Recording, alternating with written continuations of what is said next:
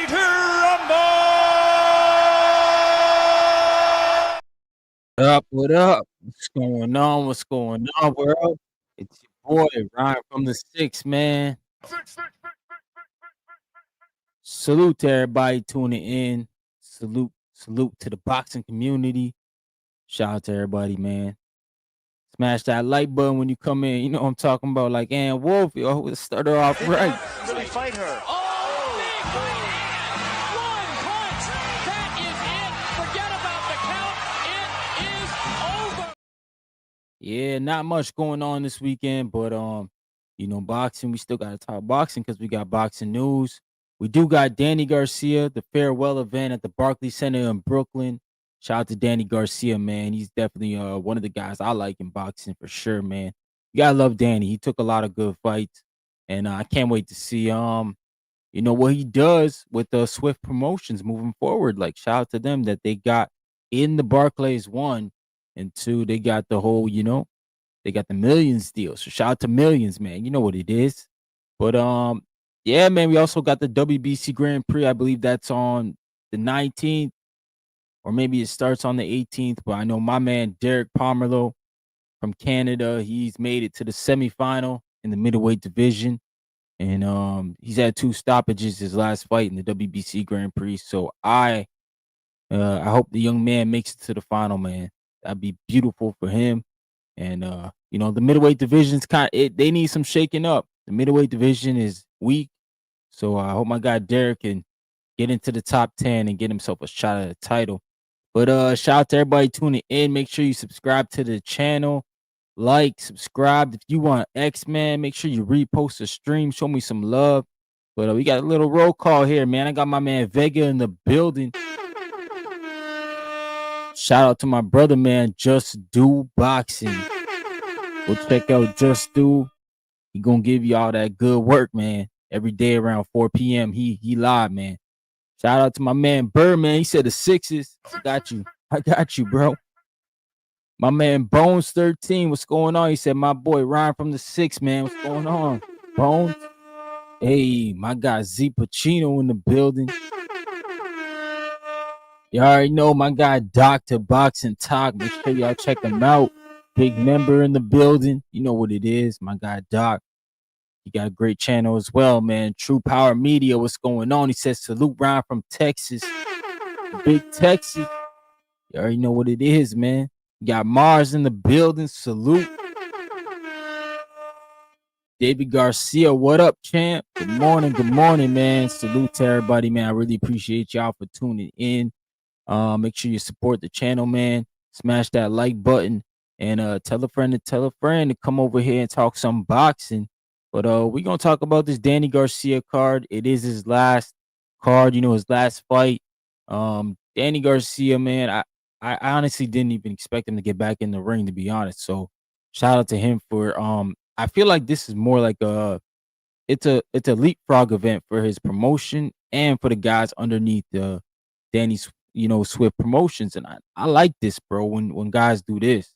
They take a fight, big stage, Barclays Center, so they can help the guys underneath them. Like I feel like that's a great thing Danny Garcia is doing here, man. And one of the guys that I got to interview, Quincy Williams, man, he's like a 7-time national champ, Pan Am winner. He's a prospect on the rise, man. And he's one of those guys who are also took a couple fights in the TCL, the Combat League, and he did that right before he turned pro. So I never thought about that, man. But guys who are turning pro out the amateurs using Team Combat League to get used to size of gloves, the pro experience. I know it's 1 round, so a lot of people are gonna be like, yeah, what you gonna get out of 1 round? But yeah, it is experience, man, for sure. Getting in there and doing that. And that's what Quincy did for, I think he said he did 1 fight with the TCL. I'm not sure how many fights he did. But he said, yeah, he used it as, a springboard in the pro boxing to get used to it. And that's smart, man. The kid's 5-0, 5 wins, 5 KOs. They got him listed at middleweight, but he said he's campaigning I believe he said he's campaigning at 54, 47. And it's weird, man. He's from the DC area, so I'm surprised Tip Bayless don't be talking about him, man. It's a DC kid. Quincy Williams, he seems like a big kid, man. He's good, man. But shout out to my man Malcolm. He's in the building too. What's going on, champ? Yeah, so we'll see Quincy Williams. He's a prospect, 5-0. I believe he is signed to Swift Promotions. He trains at Danny Garcia's gym. So he's one of the guys they'll be moving along. So I think we should keep an eye out on him. We want to see new talent in the sport. I feel like, the sport, it's the changing of the guard, right? Like Usyk's getting old, Crawford's getting old. I mean, anyways, getting up there. I still think he's got time left. And we got new guys that we need to see, new talent that we need to get behind. And I think Quincy Williams, should he have a good showing, man, he can be one of those guys. He's only 22 years of age, and he's from Washington D.C. area. 5-0, 5 KOs, so he's still very early in his career. But he's taking on a guy in Christopher Rodriguez who is 13-1 in his first 8-rounder. So this is kind of a step up fight from his 6-rounders that he's been doing. He did 3 6s, now he's in the 8. And we'll see, man. We'll see what Quincy got, but he's definitely one of he was a declared amateur in the US system, and now he's moving on up to the pros. And yeah, I want to see more from him, obviously, and see if he can become one of the guys that we root for, right? This what it's all about, really. Also on that undercard, man, is Chris Colbert. He making his return to the ring. What do we expect from Chris Colbert? I mean, the last time I saw Chris, he got stopped by Omar Salido, I believe, at the Pro Box card. And some people joke around and be like, "Yo, go to Pro Box," but yo, Pro Box ain't easy at all, man. You gonna get matched up in Pro Box. And ever since Omar Salcido got that win, we seen him face Andy Cruz, and he just fought Isaac Cruz on short notice on the not the Fedora, on the Pacquiao and Barrios card. So Omar Salcido's getting opportunities off the Colbert win. But what do we expect from Chris Colbert, man? Like, what could we like, do we think he got another chance to do something special, to get another title, to get himself in those big fights? Or are we just writing him off because we seen him get stopped by Rayo, we seen him get stopped by Omar Salcido now? There's a lot of questions for Chris Colbert, man. I don't know where he sits at mentally. I don't know if he's got the fire in his belly anymore to be a champion. But I think this is the opportunity for him to show us face of what he want to be, who he wants to be going forward. Because for us as fans, we were high on Chris Colbert. We did think for sure he was one of them guys. But I'm not gonna lie to y'all, he's not really in a.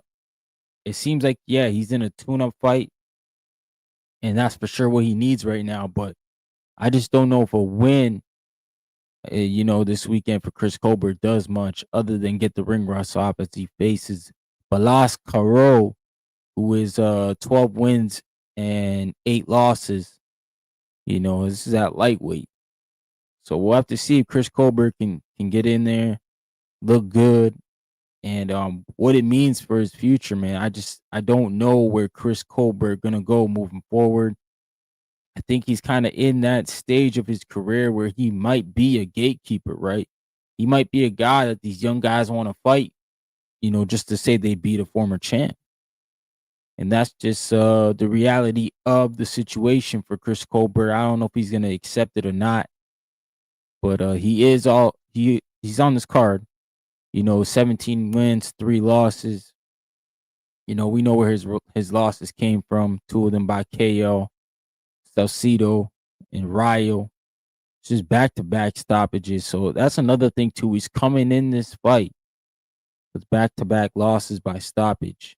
That might be a problem in itself. And for a guy like Balas Caro, who we don't know, he's from Argentina. You might be looking at Chris Colbert like this is his opportunity to go do something. 'Cause if he can come in here and stop Chris Colbert, he essentially could retire Chris Colbert. whole career and make a name for himself. But we'll see, man. We'll see what happens, what comes with in store with that. Uh, Chris Colbert, I think is yeah, he's what David Garcia said, journeyman style.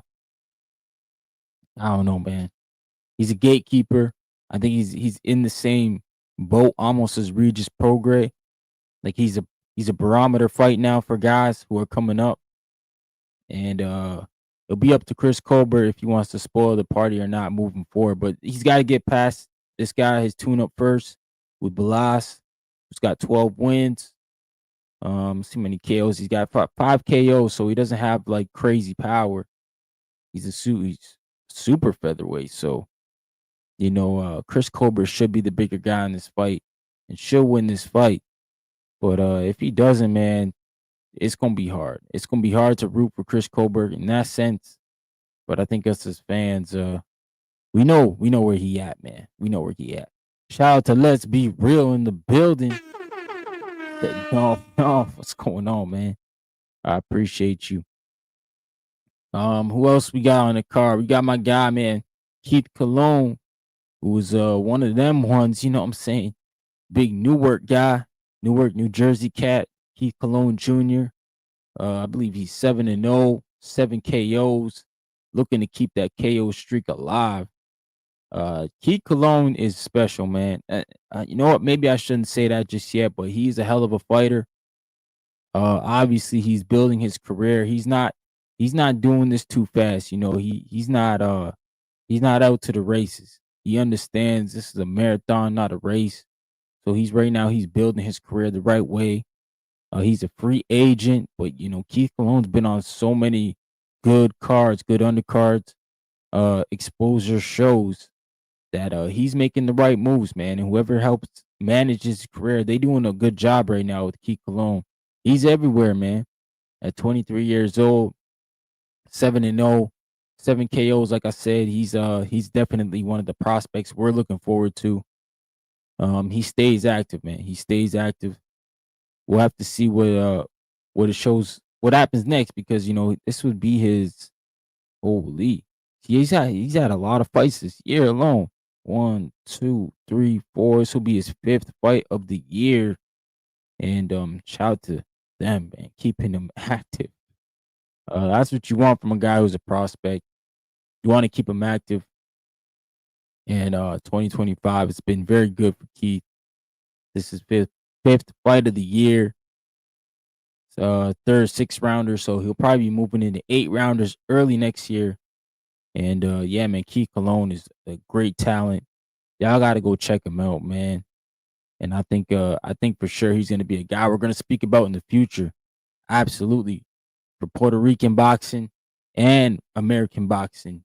The New York kid, New Jersey kid, Newark, New Jersey. He's gonna be representing, man. Shout out to Lord Mac and Cheese. What up, man? Hey, what up, y'all? Yeah, that must be J Mac, man, or one of them, JT or J Mac, probably J Mac. But salute to you, champ. I don't know why YouTube changed all the usernames. It used to be like everybody's username, but now it's the @ name, which is totally different from what I'm used to seeing. But yeah, salute to y'all for waking up in the morning, man, jumping on the live with me. Yo, shout out to my brother Ness. I spoke to him this morning because I thought he was gonna go live, but he got his treatment done, so he resting up. So shout out to him, man. Blessings to him that everything went well. And yeah, rest up, champ. Can't wait to get you back and get back to TBV, man. But if y'all came through, make sure you smash that like button, like Ann Wolf. You know how I do over here. Really fight her. Oh, big one punch. That is it. Forget about the count. It is over. Salute to Vega. He took the next subject, yo, right out for me, bro. Gabe Rosado, he's also on this card. And yeah, man, that's a good question. Do we still want to see the Berlanga fight? This is another tune-up for Gabe Rosado. Obviously, it's one of them ones where he's getting back in the ring after being out the ring. So he's trying to get his feet wet against Vaughn Alexander, who is 19-16. So yeah, it is a tune-up. But yeah, do we want to see the Berlanga fight? I mean, Edgar Berlanga, I don't know if he's back in the gym yet. I hope so. You don't want to take too much time out. Especially suffering your second loss. Was it back to back losses? No, no, no. He had that fight in between. My bad. He had that matchroom fight, but basically, I think for sure, man, we can see the the Berlanga and Gabe Rosado fight. I think for sure for Berlanga, he's got to take a step back anyway, and Gabe Rosado, like, it's a name that people know. So for Berlanga, we've always kind of been like, you fighting these no name guys anyway. So at least Gabe, we know. We don't know Gabe as being a world beater or anything like that, which he's not. He's also like a journeyman in his own right. He's a tough contender. So I don't know. I think for sure for Berlanga and Eddie Hearn, that's a good, like, Caribbean event for sure. But you can probably even bring that somewhere in New York, I think. I think close, like Gabe Rosado's from Philly. So he got some fans that can come from Philly. Berlanga's from New York. He can probably do the small room again, the Hulu Theater. Gabe Rosado and Berlanga, matchroom event, the zone, free card. Yeah, I think that could work, man, for sure. It's just where is Berlanga at? What's his status? Is he training? Is he not training? Does the dude even want to box anymore? Those are things we got to answer. But shout out to Gabe Rosado getting back in the ring. He's gonna apply that pressure. If he beats Vaughn Alexander, you can best believe Gabe Rosado is gonna be calling out Edgar Berlanga. It'll just be a matter of, hey, does Berlanga want to fight, one, and two, when? When does he want the fight, man? You know what I'm saying? That's what I'm talking about. Shout out my man Yancey in the building. Buenos dias. What's going on, brother? Yeah, he said Vegas said 2 losses in the last 3. Definitely makes sense now. Yeah, for Berlanga. They want to make it in Puerto Rico. But yeah, I expect it in New York or New Jersey. Oh, they want to go to Puerto Rico with it? Nah, man. You see, Edgar, I don't know. I think he lost some steam, man. I don't know. I'm not from Puerto Rico or anything like that, but I feel like Berlanga's lost some steam. He got to gain something back, man. You know what I'm talking about? He got to get something back before he goes back to Puerto Rico. I mean, Yancey said, we in here talking about nah, I ain't gonna do that. Gabe Rosado fighting this weekend. So, Gabe Rosado's been trying to chase that Berlanga fight. I think we just feel like Yancey, this is probably the perfect time for them dudes to fight. Gabe Rosado and Edgar. But hey, we don't know what Edgar's doing, so it's really hard to gauge, right? We don't know if he wants to fight, or if he's even in boxing anymore. He took a beating, but hey, I think Edgar's good, man. I think he'll be back in a sense of, you know, I don't know what his expectations of boxing are. That's what they gotta let us know. Because if Berlanga think he gonna be super accomplished fighter, then I don't know, man. He gotta make some big changes because he just don't got it. And the 168 is filled with guys who are hungry, man, hungry and want that. And I don't think Edgar Berlanga can hang. I'm just gonna be honest, man. I don't think he can hang, but we'll see. Man, Yancey said, "Hey, Gabe versus Edgar, I like it." Yeah, I think it's a decent scrap. David Garcia said Berlanga with that Johnny Norman the third Spanish. He trying to fight in Puerto Rico. Better work on that Spanish. Yo, y'all terrible, man. Yancey said that's a good comeback fight. Berlanga still got a fan base. He could somehow steal a vacant belt if Bud vacated all of them. Nah, man, there's too many. I see what you're saying with the politics of boxing, maybe. But Berlanga got a belt. It's off with his head, man. There's too many killers in around there. They not gonna be silent with Berlanga. They all gonna try to fight Berlanga if he gets a belt. Because he's the weakest link. You know, that's just what it is. But hey, make sure y'all smash that like button, man. Coming through. Make sure you support the channel. We also got who else we got? Chris Colbert we talked about. We talked about Gabe Rosado. We got obviously the main event. We got my guy Dominic Crowder too, man, from Baltimore, Maryland. He linked up with Mark Breland, and I think Julio Guzman is training him now. This dude's like 5'11", 122 pounder, looking to get the WBA strap, and we'll see, man. We'll see how he does. Dominic Crowder, he's definitely been avoided at the division. He's 18-0, Dominic Crowder. And he's going against Fernando Diaz, who's 16-5, bantamweight WBA title, interim title. Yeah, we'll see, man. We'll see what goes on with that. Dominic Crowder, he's hailing from Baltimore, Maryland. As you saw there in the picture, Coach Calvin Ford, Kenny, they all in the picture too. But I think his coaching staff now consists of Julio Guzman and Mark Breland. So shout out to Mark Breland. Yancey said that's a good comeback fight. Playing still got a fan base. He gets someone else. Oh yeah, I read that. We got my man David Garcia in the building with the $2 super chat. He said, "Let's hit that goal, chat." Yeah, I got the super chat goal up there, man. Let's hit that goal for sure. I appreciate you, David Garcia, for handing me them chips, bro. I want my chips with the dip. That's all I know. I don't want my chips plain. I want my chips with the dip. So bring them dips. My man WP 3636, what up? He said Bumlanga too interested in being ghetto fabulous. Another hype job. Bro. Y'all killing Berlanga, bro. Y'all killing him, man. Chris Colbert fighting. Yeah, you ain't see Chris Colbert. He on the card. He in a tune-up fight against Balas Kyle. He's like 12-5, I believe. So we'll see Chris Colbert, man. Yancey said smash that like button. Hell yeah. Shout out to my guy WP with the $2 super chat.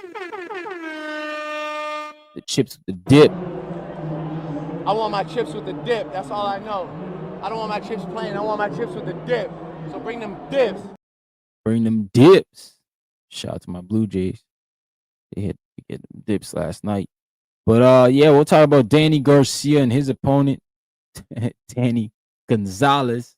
You know, two DGs, man. DG versus DG. We'll have to see how that goes down. Obviously Danny Garcia, this is his last fight, and for a lot of us, we didn't know if he was coming back because of the way the Lara fight ended, right? Like a lot of us thought he just quit, gave up, and we're like, yo, man, like that's it. Danny Garcia's done. That was off a layoff. Obviously, the Lara fight was off a layoff. So I think for sure a lot of us were like, yeah, like Danny Garcia's done. But the fact that Danny Garcia is coming back, he feels comfortable, he feels confident in it. Then we just got to kind of, see where the chips fall now. But he did say this is his last fight. And I respect him for that, man. I respect Danny Garcia for saying that this is it. The curtain's closing. The last walk to the ring. But now I just hope he doesn't go out here and lose, right? Because we don't want to see the guys go out with the L. So it kind of looks like Danny Garcia is trying to go out with a dub. If that's the case, shout out to him. I'm all in favor of that, man. Guys going out on top. I really appreciate when I see that stuff because we always see the legends for whatever reason they go out getting knocked out, losing the belt, or they just getting knocked out the ring. I remember when B-Hop got knocked out the ring by Joe Smith. When Roy Jones got folded up by Tarver in the second fight. It's just like, man, and Kawasaki beating the dog shit at Bernard too. It's just like, bro, like these dudes, when y'all get old, just leave, man. Like Floyd did. My man got old and just knew I got to get out before they see me get destroyed. So I think for sure they got to start doing that. But shout out to Danny Garcia for doing the farewell fight, giving his young guys an opportunity. I think that's what it's all about, really. But we got a little video here. Shout out to Fight Hype from the press conference. Danny Garcia versus Danny Gonzalez. Here's what Danny Garcia had to say, y'all. Danny says he's gonna outdog you. You're one of the meanest dogs in the game. Yeah. That's my initials, right? My real initials. What? My real name is Danny Oscar Garcia. Oh, So I'm I the didn't real know that. dog. So you're the real dog. Yeah, I'm the real dog, baby. Look, But he said my last win was 2022. Yeah, it was, right? But I only fought 2 times. Right. And that Benavidez win is bigger than any win he ever got in his career. So he could have his last 10 fights could be wins, but it still won't amount to that. Shout out to Fight Hype. It's the quality. It's the Sorry, quality Fight of wins Hub. you get. Right. It's not really how much times you win, or how much times. It's who you fight. And come October 18th, you're gonna be in there with a different type of animal you never been in there with. Sparring is different. I just come to get the rounds in. Right. But when I come to fight, like for the first time in a long time, I really feel like I have a chip on my shoulder, just because I know how great I am. And I feel like I gotta come show the world one last time how great I am. why is that? Why do you have that chip on your shoulder? Just because the way my last fight went out, I know that's not who I am. I know what happened. Shout out It to was a Fight lot of Hub. things that played out in Educational my career. purposes. My 28-month layoff, me going up to middleweight, Angel having a stroke. So it was just a lot of things that happened in between that fight where it's just like I wasn't mentally into it. Like I was training, I was in shape, but my heart and my soul wasn't into it. And I think as a fighter, this is 85% mental. You could be in the best shape of your life, but if you don't believe or you don't feel good, then you're not going to get the results you want. I mean, I know there's fighters who can come in the gym and just do 10 rounds out of shape just because they're so mentally strong. Right. But in boxing, your mind and your spirit as a fighter has to be there that night. And I feel that's what I feel for this fight. Coming back to the Barclays Center in Brooklyn, I feel like my heart and my spirit is a fighter. It's nothing else but being a fighter, and that's the most important Shout out thing. to Danny. You've been open about mental health and about being stressed and depressed at times. Yeah, man, that's Danny Garcia there talking about his fight with Lara and why he feels better in this fight. That all might be true, man. Like you got things going on, and now you feel clear headed, so now you feel a little bit better about the fight, obviously. But it's still his last fight, so we got to get the job done, man. Because you got another guy across the ring there who nobody believes in, and he got no pressure. He just got to make the fight good. You know what I'm saying? He just got to make it great. But yo, if you want to call into the show, man, I'm gonna drop the link in the chat for anybody want to come up here and burn with me. And yeah, man, we'll keep rocking and rolling. You know what I'm saying? Make sure y'all smash that like button when you come in. If you want X Spaces, go ahead and repost the stream. Tell a friend and tell a friend. The boy Ryan from the 6 is live, and you could join the conversation, man. Put that link in the chat there, and we'll pin it up to the top. So anybody coming in, he'll be there.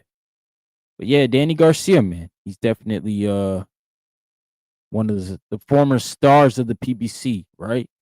He done held the mantle down a little bit. I'm not gonna say Danny was the superstar, but he was definitely one of the guys who were one of the bigger names over there at the PBC. WP said the older guys try to get every last penny.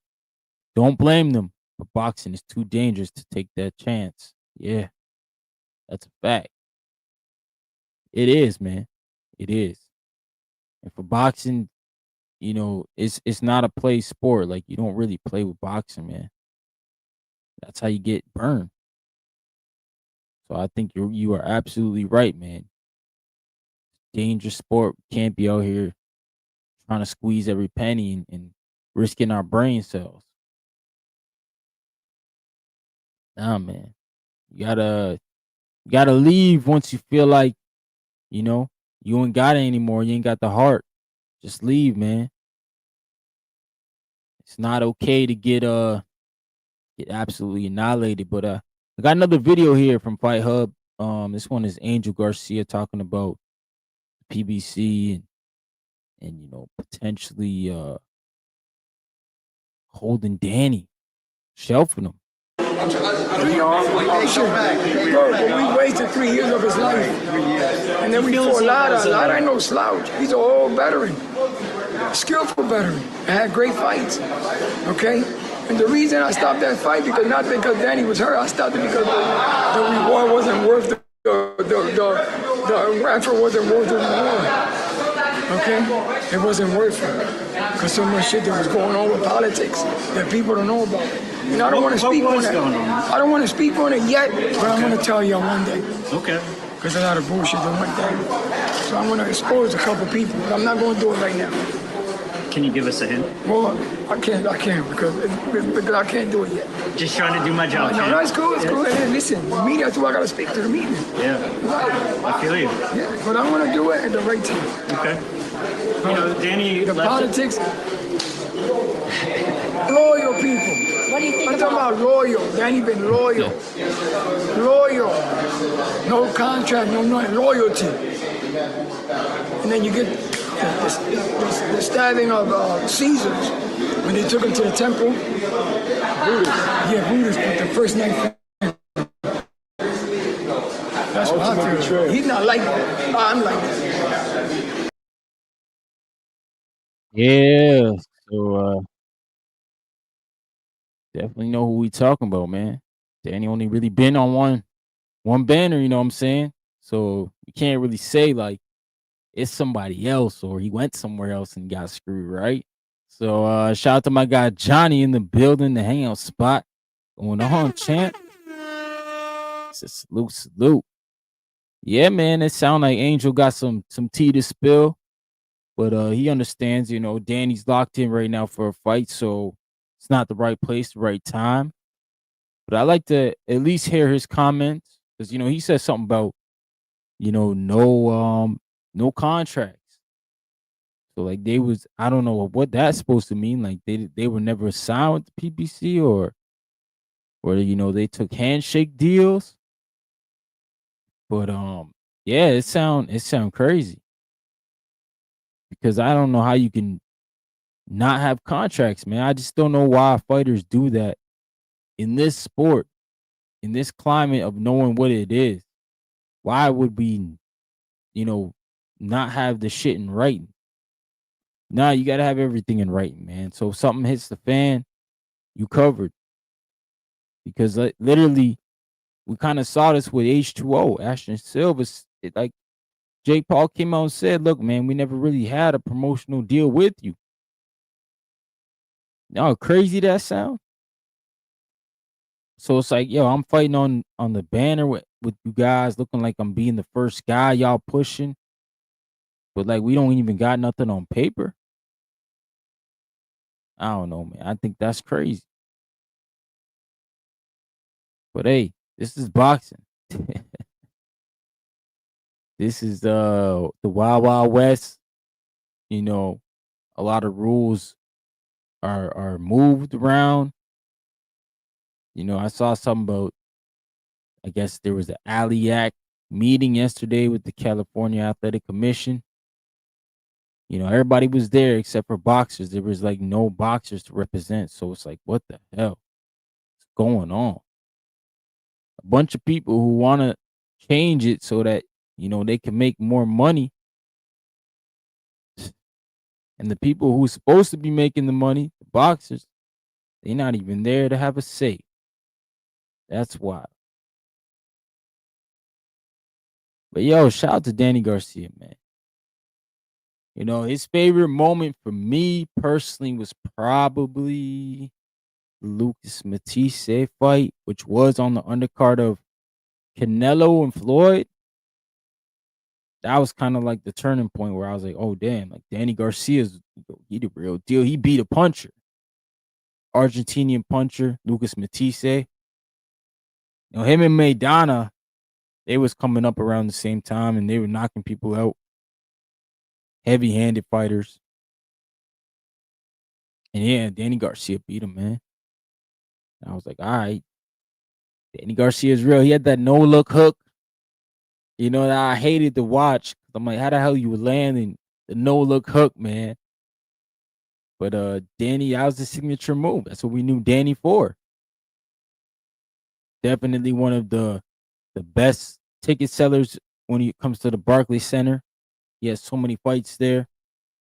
Made Barclays his home, representing Philadelphia. And Danny Garcia, he's definitely and the Puerto Rican fans, man, he's definitely one of those guys who will be missed.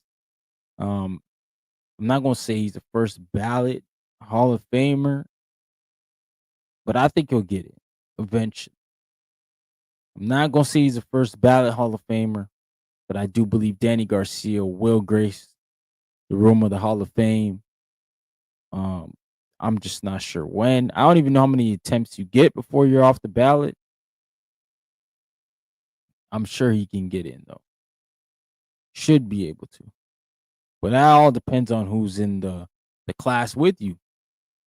Because that's the one thing about the Hall of Fame. Like you can get in. He could be a first ballot Hall of Famer, all depending on who's on the card, right? But I think for sure Danny Garcia is definitely a Hall of Famer. I just don't know when he gets in. You know, I don't think he's first ballot, but he'll get in, man. Shout out to David Garcia. He said, money involved always gonna have bullshit tagged along with it. Yeah, that's right, man. It's a big money sport, so you know, people always want to be on their bullshit. My man WP says, I always like Danny, class and professionalism. Yeah, you know that guy Danny Garcia. You never really heard him, you know, complain about anything, right? The dude just took the fights, man. I think his 140 run was extremely impressive. You know, I think Amir Khan he beat. Um, who else he beat at 140? Lucas Matisse, Polly. Was that 140? Oh no, that was 47. So that wasn't 140, sorry. But Zab Judah, obviously Zab was kind of like over the hill. You know, Eric Morales, you could say the same thing. But the American win was huge. 'Cause I think American had beat Marcos Maidana, didn't he? I think Khan beat Maidana and then fought um Garcia coming in off that. So, you know, well, I mean, he had a few fights after that. He lost to Lamont Peterson, American, and then he fought Danny Garcia. But yeah, man, I think Danny Garcia had a terrific career. And I think for sure he's gonna get in the hall. I just don't know when. Can't say when. I'm not gonna say he's the first ballot Hall of Famer either. David Garcia said Danny with timing, a chin, and obviously hard work overachieved. Yeah, no, that's facts, man. He did overachieve because a lot of us, even though like I think, you know, Amir Khan was probably his ceiling was higher, obviously, because he was an Olympian and I think he was Olympian silver medal. And you know, he was talked about as the next UK hope, man. The next top fighter with the UK, Amir Khan. So he was definitely, you know, talked about as being the guy in around 140. But Danny Garcia beat him. My man Angel Paldita, what's going on, man? Oh, hit the wrong button. What's going on, brother? He said, oh shoot, my bad. I didn't even read that. He said, crazy how Danny's 37 years of age looks compared to Crawford's 38. Damn, bro. Maybe Danny just got good genes. Angel don't look too old either. My man, the hangout spot said we talked about Danny and Hall of Fame on my show last night. There were a lot of haters who were crapping on him in the chat. Damn, what Danny Garcia? They saying he not Hall of Fame? Good debate still on why he doesn't belong in the Hall of Fame. Very interesting conversation. I believe he gets in as well. Yeah, you know what I'm saying, yo. The way I look at it, Johnny, is like the boxing Hall of Fame is just it's not kind of like the baseball and football. I think baseball and football probably the harder Hall of Fames to get in. They really value some like they put you up there, man. You got to have certain things to get in those Hall of Fames. I think boxing, I'm not gonna say is like far less, but like it's easier to get into the boxing Hall of Fame, it seems like, than to get into the football or the baseball. The baseball, especially, they man, they even got Pete Rose in there. That's crazy. But yeah, the baseball Hall of Fame is wild, man. To get into that. The football is kind of the same too. So I think for sure, the boxing is probably way easier than those two sports. So I think that's why Danny gets in, because the criteria. You look at the other fighters who are in there, and I just say, I think Danny can get in. I think he can get in. You know, that's where I stand with that. My man David Garcia said, we see guys with way more tools and don't do half of what Danny did. Yeah, absolutely. And WP said Danny had a great career.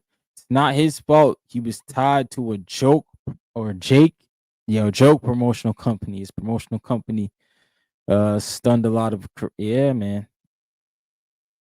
Yeah, that was PBC, bro. But I don't know if he'd do better if he was with Golden Boy. Because PBC, they came in with that boatload of money, so they were able to get the guys.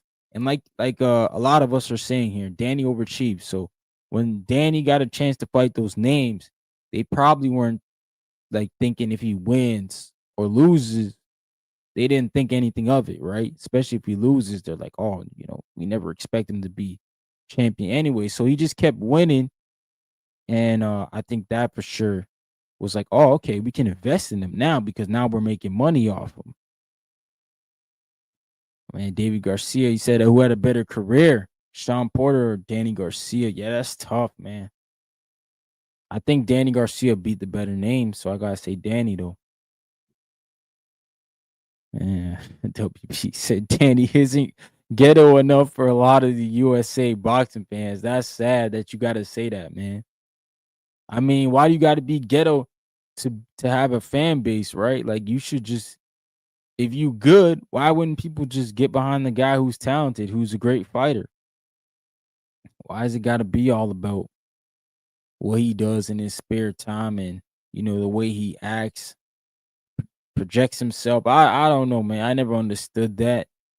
I like fighters who are good fighters. Some of my favorite fighters don't even look like me, man. Roberto Duran don't look like me, but I respect what he do in that ring. Oscar De La Hoya don't look like me for sure. He one of my favorite fighters. You know, I don't know, man. Some people just weird. That's not boxing fans. Those are just fan of man. My man Hang on Spot said you're correct, yo. The standards to get into the boxing Hall of Fame is much more easier. Yeah, Gotti in the Hall of Fame and Danny had a better career. He definitely gets in. Yeah, Terrell Gotti. I didn't even know he was in the Hall of Fame, to be honest. I think Terrell Gotti was a good fighter, but I don't think he was a great fighter. I think he had wars obviously with him and Mickey Ward. They had great fights, but I don't think I don't even think Gotti's a Hall of Famer, to be honest, and no disrespect. Shout out to him, man. And rest in peace, Terrell Gotti, rest in peace his son, Junior. That shit's sad. But yeah, no disrespect. I just didn't think Terrell Gotti, I feel like most of his talking points outside of Mickey Ward was him getting beat up, man. I don't know. But we'll see. We'll see if Danny gets in. I think Danny gets in. I think for sure he's a Hall of Famer in my eyes, but I'm not a voter. I don't vote. I ain't got a spot on the list. But it all depends on who I think is in that talking realm with him as well, man. Right? Because it depends on who else is on the ballot. I do think that's important. But Danny Garcia, man, it's his last fight this weekend, so I think we should tune in. And if you're tuning in, you go to millions.co. Shout out to Millions. They got the pay-per-view there. I think it's $39.99 for the Danny Garcia fight. And while you over there at Millions, man, make sure you check out my page. Just type in Boxing Talk Up North or Ryan Fraser. Let me see if I can find the link there to post up too. And just check my page out, man. A lot of my media is over there. My interviews with the guys. And yeah, I don't have merch up there. But yeah, I got the interviews up there, got media. And live streams, obviously. If you miss the live streams, they up there too. We also got the WBC Grand Prix going on this weekend. Let's see what fights is on the schedule. They got something in the UK on Friday. Kieran Conway, George Lidard. I'm not sure who those guys are. The UK. Shout out to the UK, man. They got lots of boxing in the UK. I don't know. They just pumping it out, man. My bad, y'all. Missed some of y'all messages here. My man Z Pacino, he said Danny didn't need to be ghetto. He was authentic and had the hip hop culture backing him. And the biggest rappers in Philly was a part of his ring walks. No, that's facts, man. I don't think he needed that either, Z Pacino. See, I think the nostalgia from people who can't let go of the 80s and the 90s don't get enough credit to these new age eligible fighters. Yo, David Garcia, you was absolutely fucking right, bro. That's why I come up here and say what I say about these guys who are fighting in the newer age, because we always got to hear about the older age. The moleheads can't leave that alone, man. They need to grow up, bro. We in a different time. Boxing ain't in the 80s and the 90s no more. We just got to grow with that. He said Danny Garcia definitely shouldn't rap. Yo, for real, man. My man, Luna Glider? What's going on, man? Salute to you.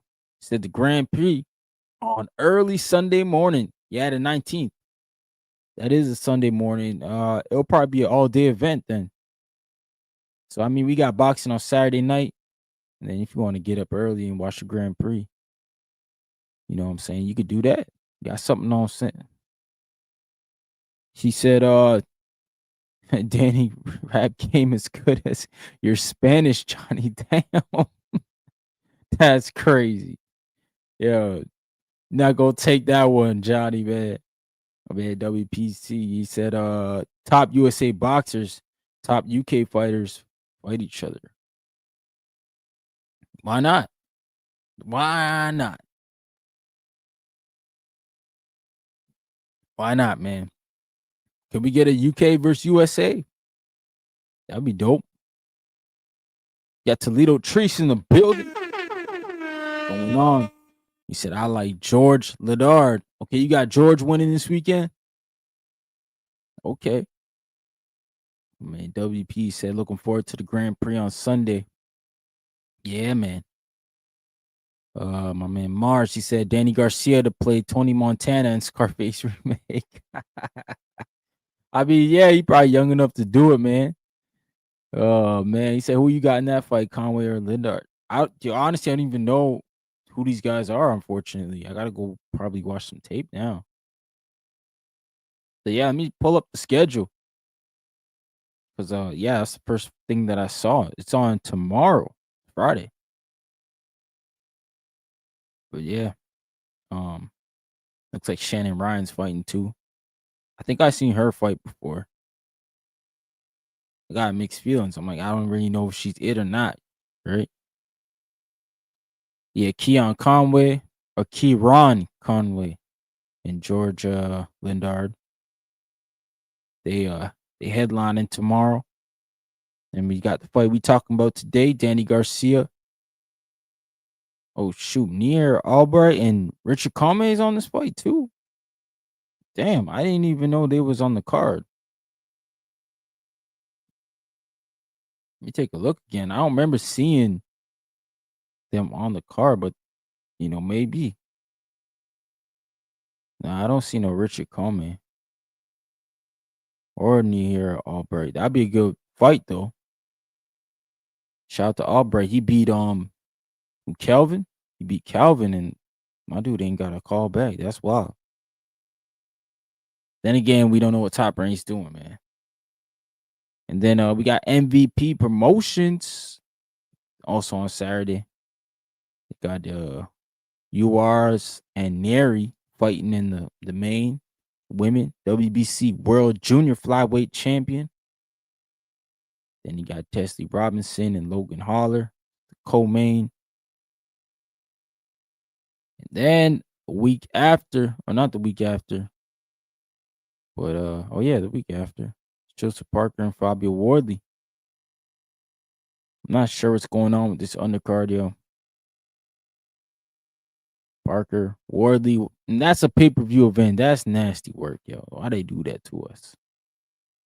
Pay-per-view for Fabio Wardley and Joseph Parker. I ain't jacking that. No, sir. I don't think that should be a pay-per-view event, yo. I'm confused. Like, why these guys deserve to be on pay-per-view? What have they done? Is Near Albright still on Danny Carter? I don't think so, Z. I didn't see it on there. Nah, I didn't see it on the box work sheet. Salute to L Dub in the building. What's going on, my guy?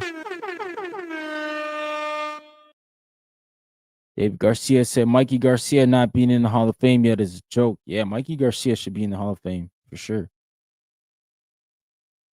He said, do you like that WBC silver interim title shot for Whitaker in December? Yeah. I don't know what they do. Ben Whitaker, he don't need to get moved fast. He only got like 9 fights. I think they should still build him properly. They shouldn't rush him. He's a good fighter, but you gotta build him properly, man. Let him see a lot more styles. Let him be in some big events.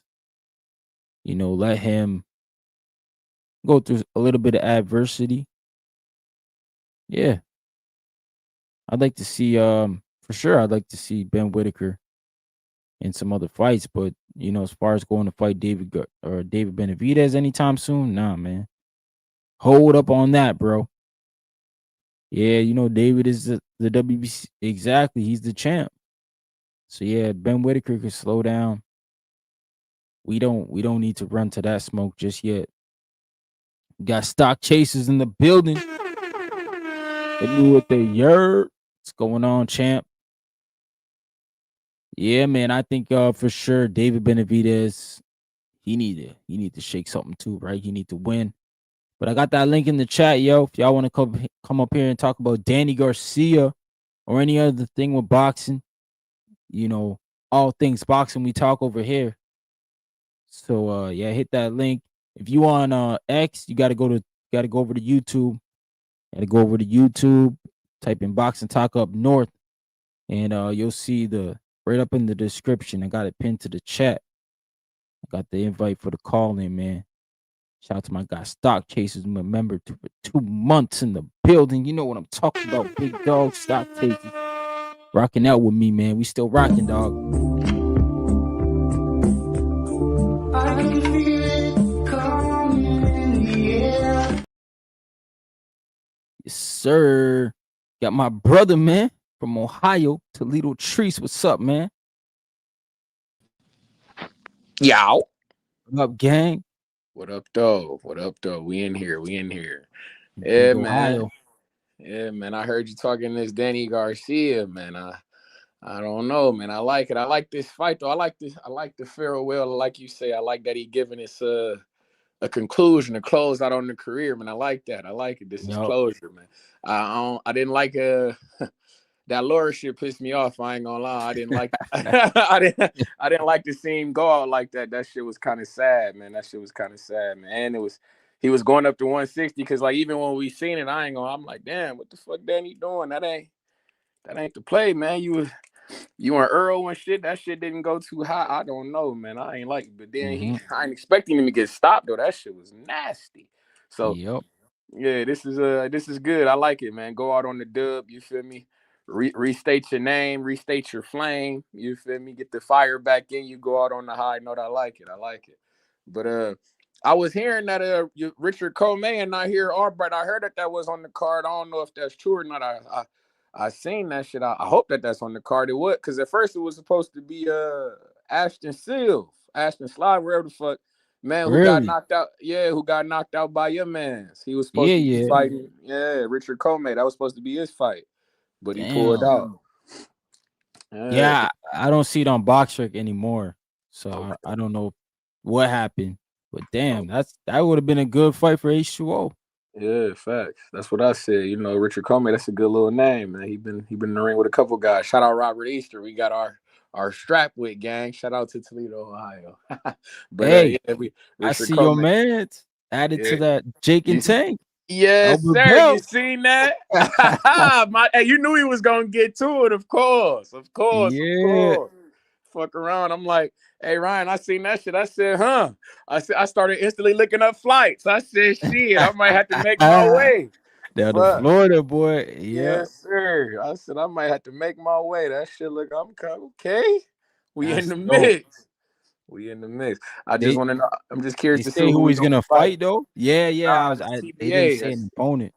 It's TBA. Like I say, but Ryan, it don't matter, Ryan. If they give us the can, our job is to crush them. You understand? and if we crush them on Netflix, that's all we need. Yes, indeed. Tank is he in the main event. Like I said, we in the 135 division. I'm assuming that belt he got gonna go up for grabs. So shit, we in the mix, man. They gonna see. Yes, sir. We in the mix, Ryan. This is exactly what we need. Yes, indeed. Hey, man. Yeah, I might as well go call Lucas Body. Sound like he want to fight early next year. I was waiting. So, I mean, that title might be there for you guys to take, man. Because Kid Austin look like he don't want to fight for it. Yeah, man. I would like that. I ain't gonna lie. I would like that. I would like the Lucas Body, man. You know that, and he got to say he even stole my man nickname Prince. You feel me? We the real Prince. So it's like Prince versus Prince. The winner becomes king, man. I need that fight, man. I like it. I like that Lucas Body action. For a day there, Ryan, we'll have to be enemies, man. You know, but you still my dog. Yeah, for sure, man. That'd be a good fight, man. And like they MVP, so they working with Albert Bell right now. So it's a possible lineup for sure, man. That's the way I see it. Yeah, exactly. That's what I hope we can get, man. I like it. I just like the exposure from my dog, man. This is a good look. Real big look, man. This is serious for sure. And he going for the perfect 30-0 on these motherfuckers. So you feel me? The 30-0 on the Netflix card, we undeniable because ain't no other fighter at 135. You feel me? That with 30 wins, 0 losses around this bitch. So I'm just saying, man, we'd be undeniable for sure. Yeah. That'd be dope, man. That'd be dope. Hell yeah. That'd be awesome, man. I know the people listening, Ron. I know the guy big turkey bag. I know he listen. I know the guys at the zone. You know, I know you Canadian, you feel me? You international, you feel me? So I know they listening. Yeah. So point being, man, that Joseph Parker and Fabio Worley, why the fuck do they want us to pay for that? That's horrible. Whoever put that on the docket. I don't get that, bro. And like, it's not even one of those where it's like heavily, like there's an undercard. I don't even know who's on the undercard. Like it's nasty. That's nasty. And it's crazy.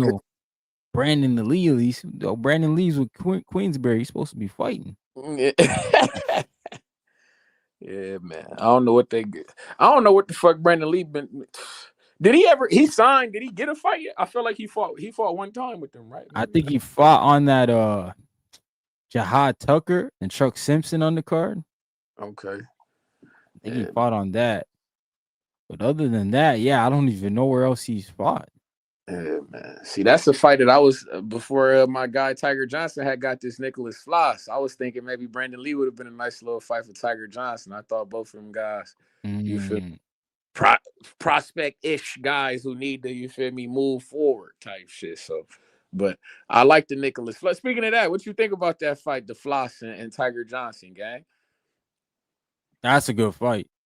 I'm curious to see how Tiger's gonna look, because didn't he just change trainers?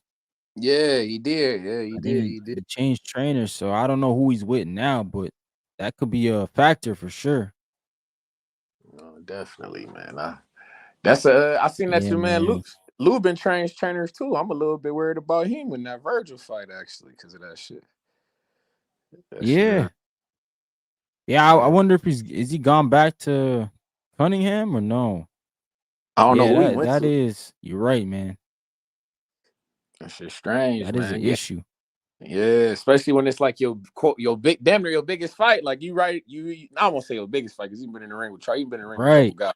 But it's like, but this is where you feel me? Like this is the crossroads, Lubin. Like this is I'm gonna win say or this go is home. yeah, Yeah. yeah, This is man. yeah.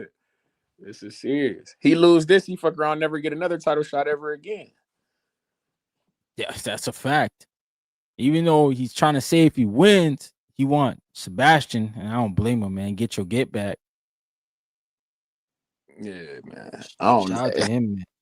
It's crazy because that fight before he was winning that on the cards. He was up on the cards and shit. And he just this corner because that eye, boy, his face was Yo, his face lumpy. was swollen.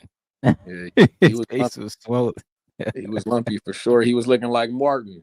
Martin against Tommy Hearn. That shit got bad, boy. That shit got Yeah, yeah. bad.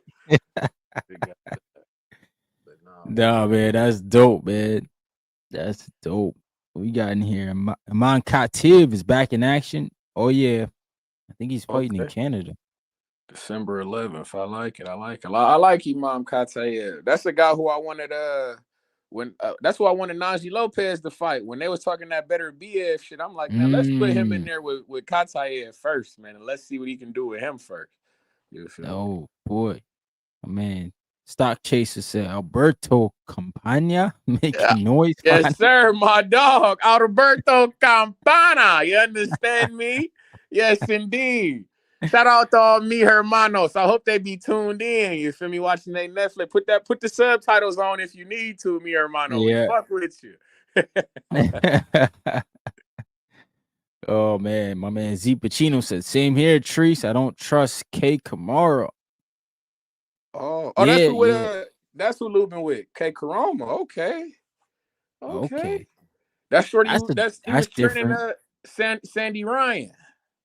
Yeah, doesn't he train Shushu as well? Yeah. Okay, Karoma. That's okay. That's a little interesting. I feel like he's not on the good. I don't know, cause like I feel like when we thinking about his fighters, like ain't he?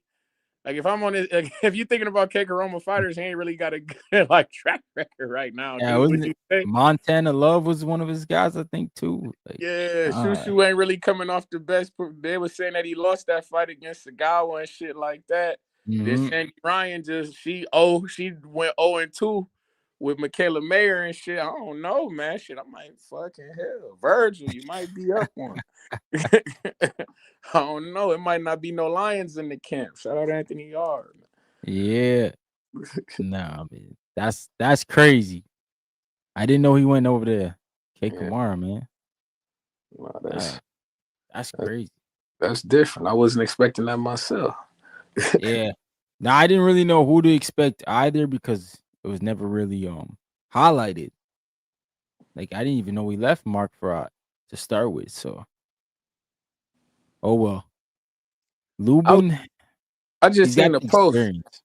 Yeah, I don't know, man. Lubin, I don't know. I like Lubin, man. I know people was talking about that they felt like Jesus Ramos should have beat him and shit, but I thought he won that fight, man. I thought Jesus Ramos let go of the rope.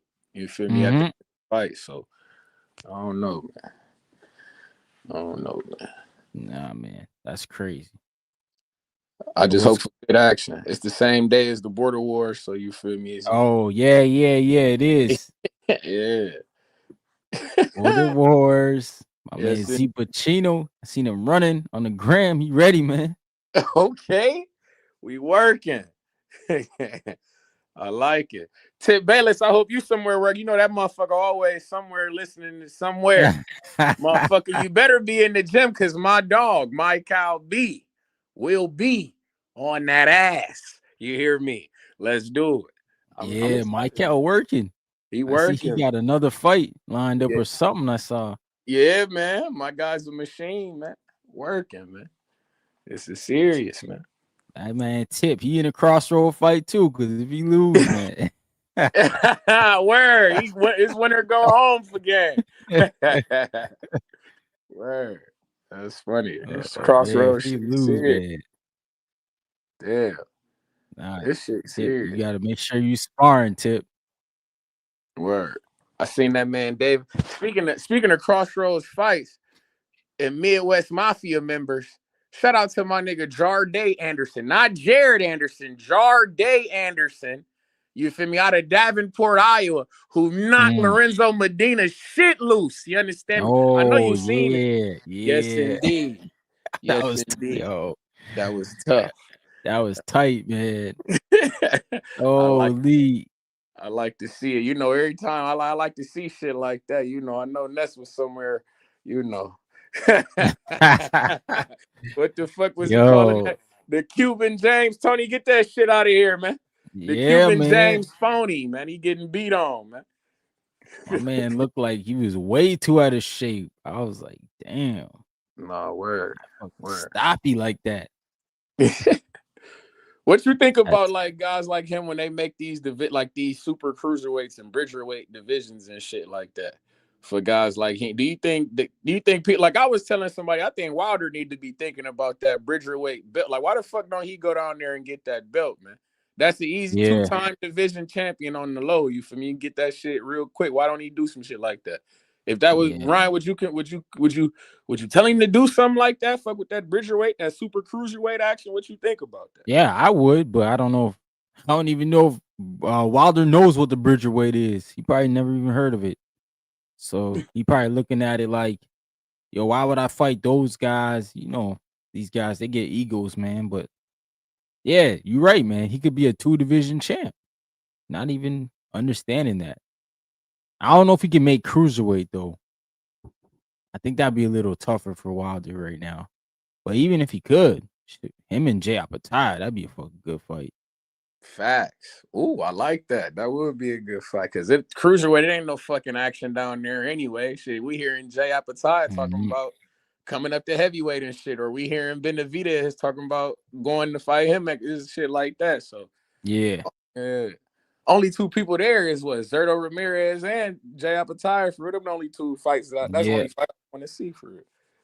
My guy Badu Jack, you know, but he ain't nobody fucking with Badu Jack like that. You know, my wild. Ain't nobody fucking with my wily vet. He's dangerous, gang.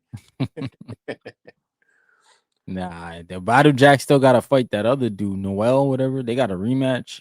Yeah, man. See, I'm hearing Yeah. guys talking about Denny Garcia Hall of Fame resume because I think Denny Garcia is a Hall of Famer. I fuck with him. Like I think he's that. Like you can't talk like when I was coming up fucking with the boxing shit like that. Like it would be hard. You'd be hard pressed for 5 years to talk about the welterweight division and not mention his name. You feel me? So. Mhm. I feel like shit like that gets you in. Like that's how I view it. Like, did you dominate? Like, I won't even say you ain't necessarily got to dominate your era, but was you considered like a top 5 guy in your era? Like that's like even in the NFL, like Hall of Fame and NBA. That's how I view it. Like, you ain't necessarily had to be the best, but like when you was playing for like them 5 to 10 years, was Yeah. motherfuckers talking about you like you was a top 5, top 10 guy. You get me? Mhm. So Danny Garcia, he pulled that off. Motherfuckers was considering him pound for pound when he was doing this thing. So it's like, you know, that's Hall of Fame shit. You gotta fuck with him on that. I get it. So like, I'm curious when we think about guys like these Badu Jackson, these Wilders, and these type of guys, man. Do you think that these guys make the Hall of Fame? Is Badu Jack a Hall of Famer to you? Yeah, I don't know, man. Badu's a little harder. Cause like, damn, his best win is James DeGale, maybe.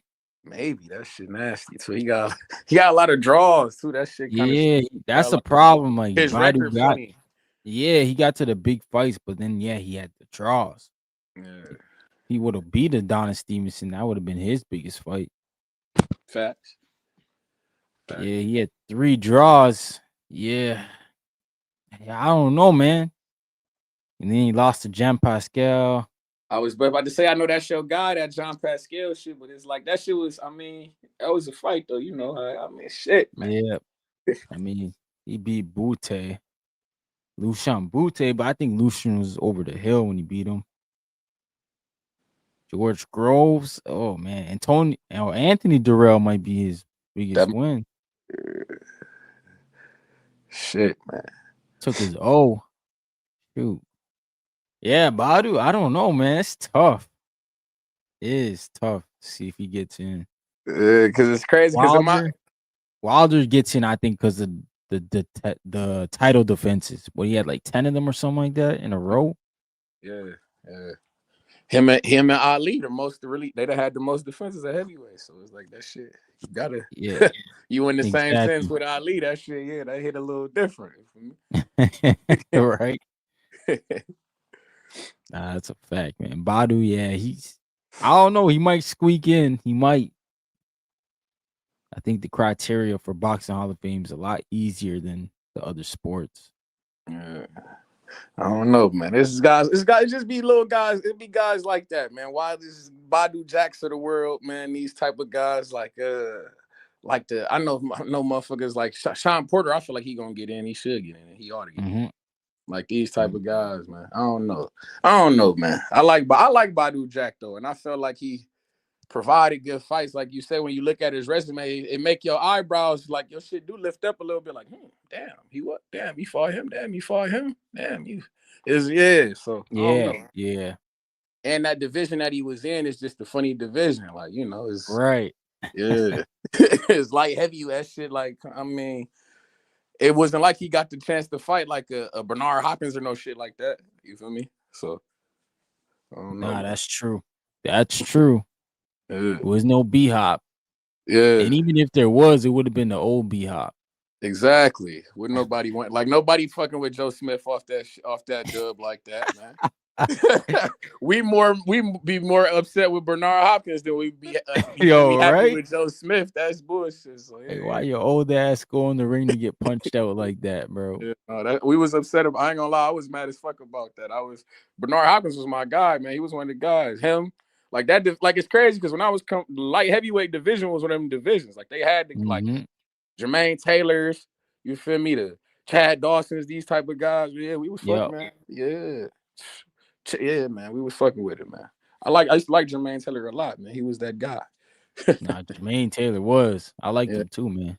Yeah, he was that guy. Big fan. He was in the Super 6, wasn't he? I believe so. No, he wasn't. Was he? No, he wasn't. No, he wasn't. No, he wasn't. I don't know why I thought he was in it. No. Nah, he was one of them guys. The B-Hop. Was it the B-Hop fight where his mom jumped in the ring? Yeah. Yeah. Yo, Jermaine Taylor, man. That's a name people don't talk about a lot, though. You feel me? I don't talk about them enough, though. He was one of them guys, though, back in the day, man. But I just wanted to chime in, man. I hear this Hall of Fame shit. I just be wanting, like I say, man.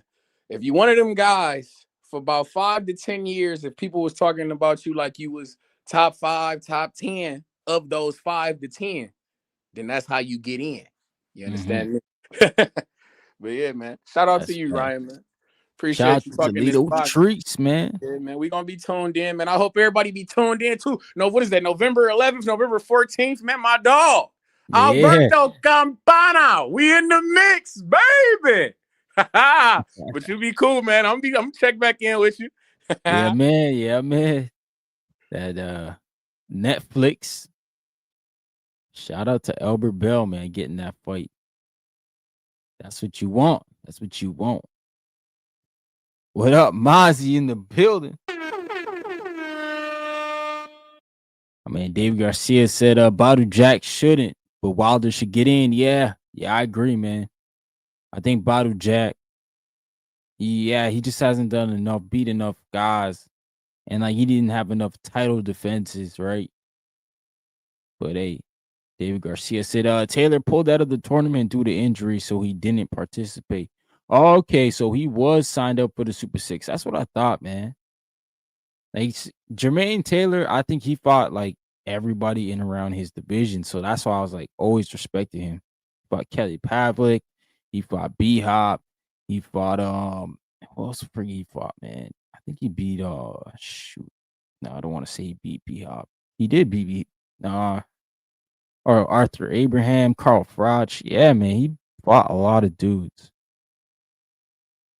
Corey Spinks. I think Spinks was kind of over the hill when he beat Spinks.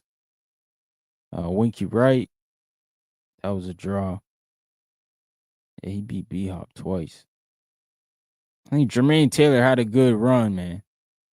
Just, he had a lot of problems outside of the ring.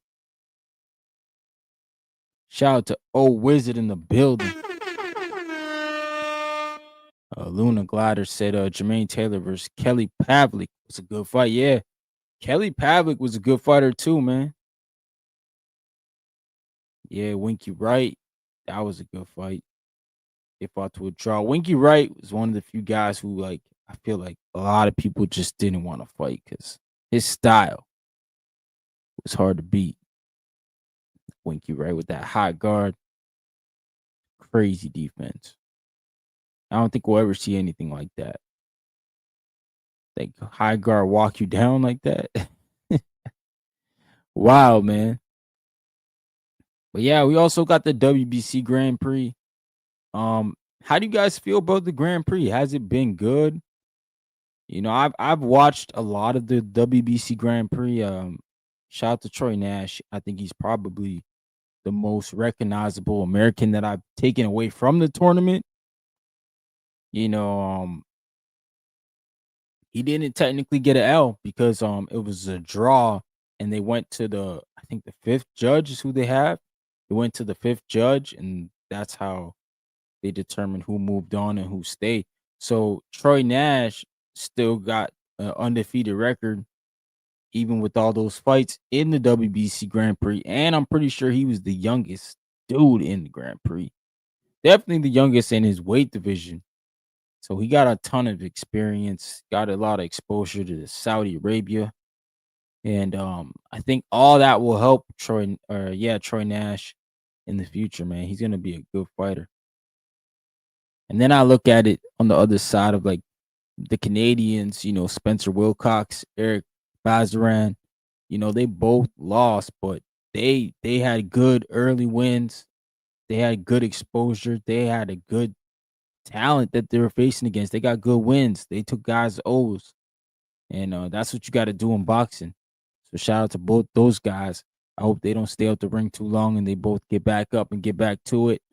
It's just one loss for my guys. They can get back, man. They fine. But I think the WBC Grand Prix has been a success. I love the open scoring aspect of it. I think that's great. I also think that the tournament, just the tournament format is great. I think we need more stuff like this in boxing. I don't know how you gauge it. I don't know how you're gonna pick the next guys. That's always gonna be a back and forth, a seesaw thing. Like how you pick the next guys to compete. And I think with this tournament is you win a WBC silver belt, which basically just gets you ranked.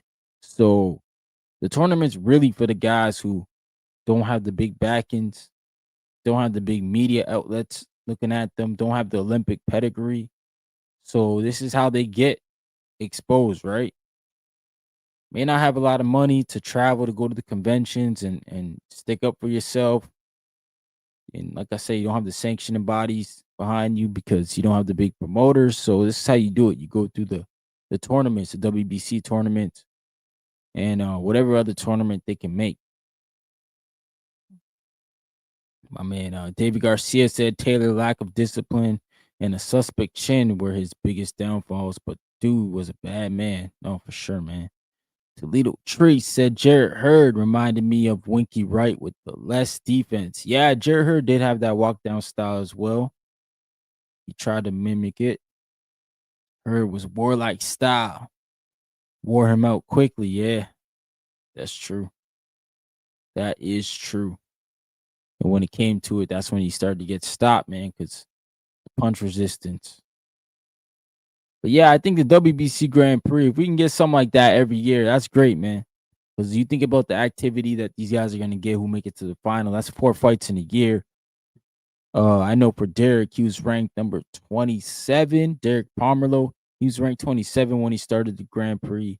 Let me go take a look right now. I think he's probably top 10, top 15. So the Grand Prix done him wonders.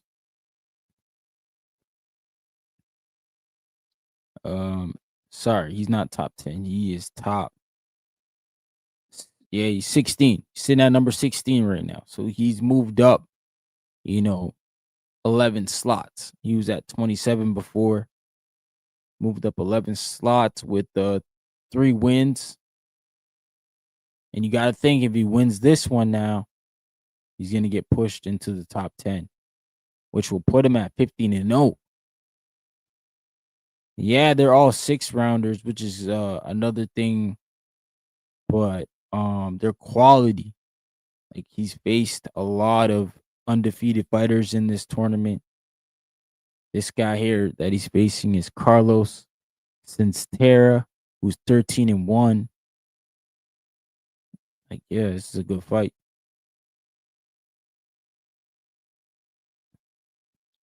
So yeah, shout out to Derek, man. Derek Pomerlow. And shout out to WBC Grand Prix. Awesome tournament. I like the way it's going so far. Yeah, we get to see a lot of guys we don't usually get to see. That's the beauty of it. But yeah, make sure you smash that like button. If you just came in here, man, we got the link in the chat if you want to come up and speak some boxing. And yeah, man, smack that button. Like, and whoop, y'all know. Really fight her. Oh, big right. One punch. That is it. Forget about the count. It is over. Yeah, it's over. Make sure y'all hit the likey button. If you on X Spaces, repost the stream. You know what I'm saying?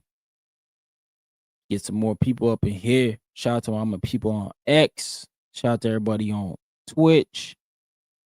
Shout out to everybody on YouTube.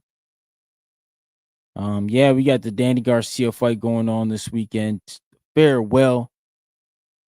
And it's weird, man, how people just be acting. People just love hating, bro. I think this is like gotta be the hating era in boxing. Just dudes just wake up and hate.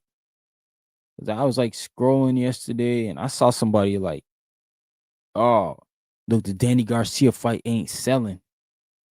And I'm like, bro, like, this is a farewell fight. Like what people supposed to be lining up around the corner? Like, I'm confused. Like, Danny Garcia is doing this fight on his own.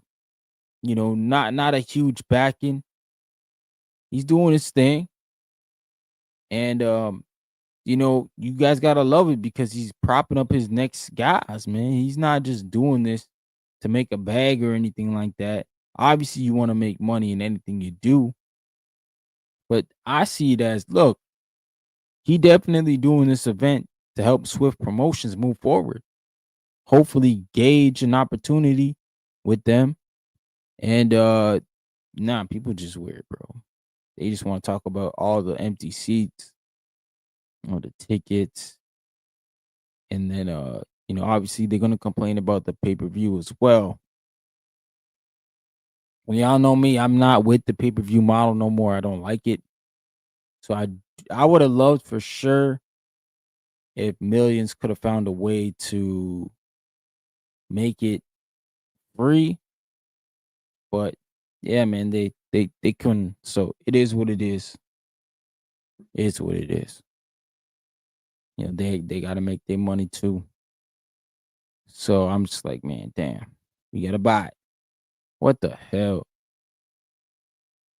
Man, and when Jake Paul does stuff like this, I don't understand where you trying to go with this.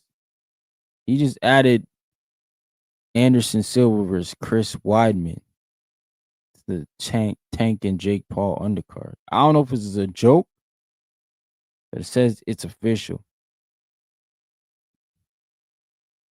So Anderson Silva and Chris Weidman will close out the biggest combat sports saga on Friday.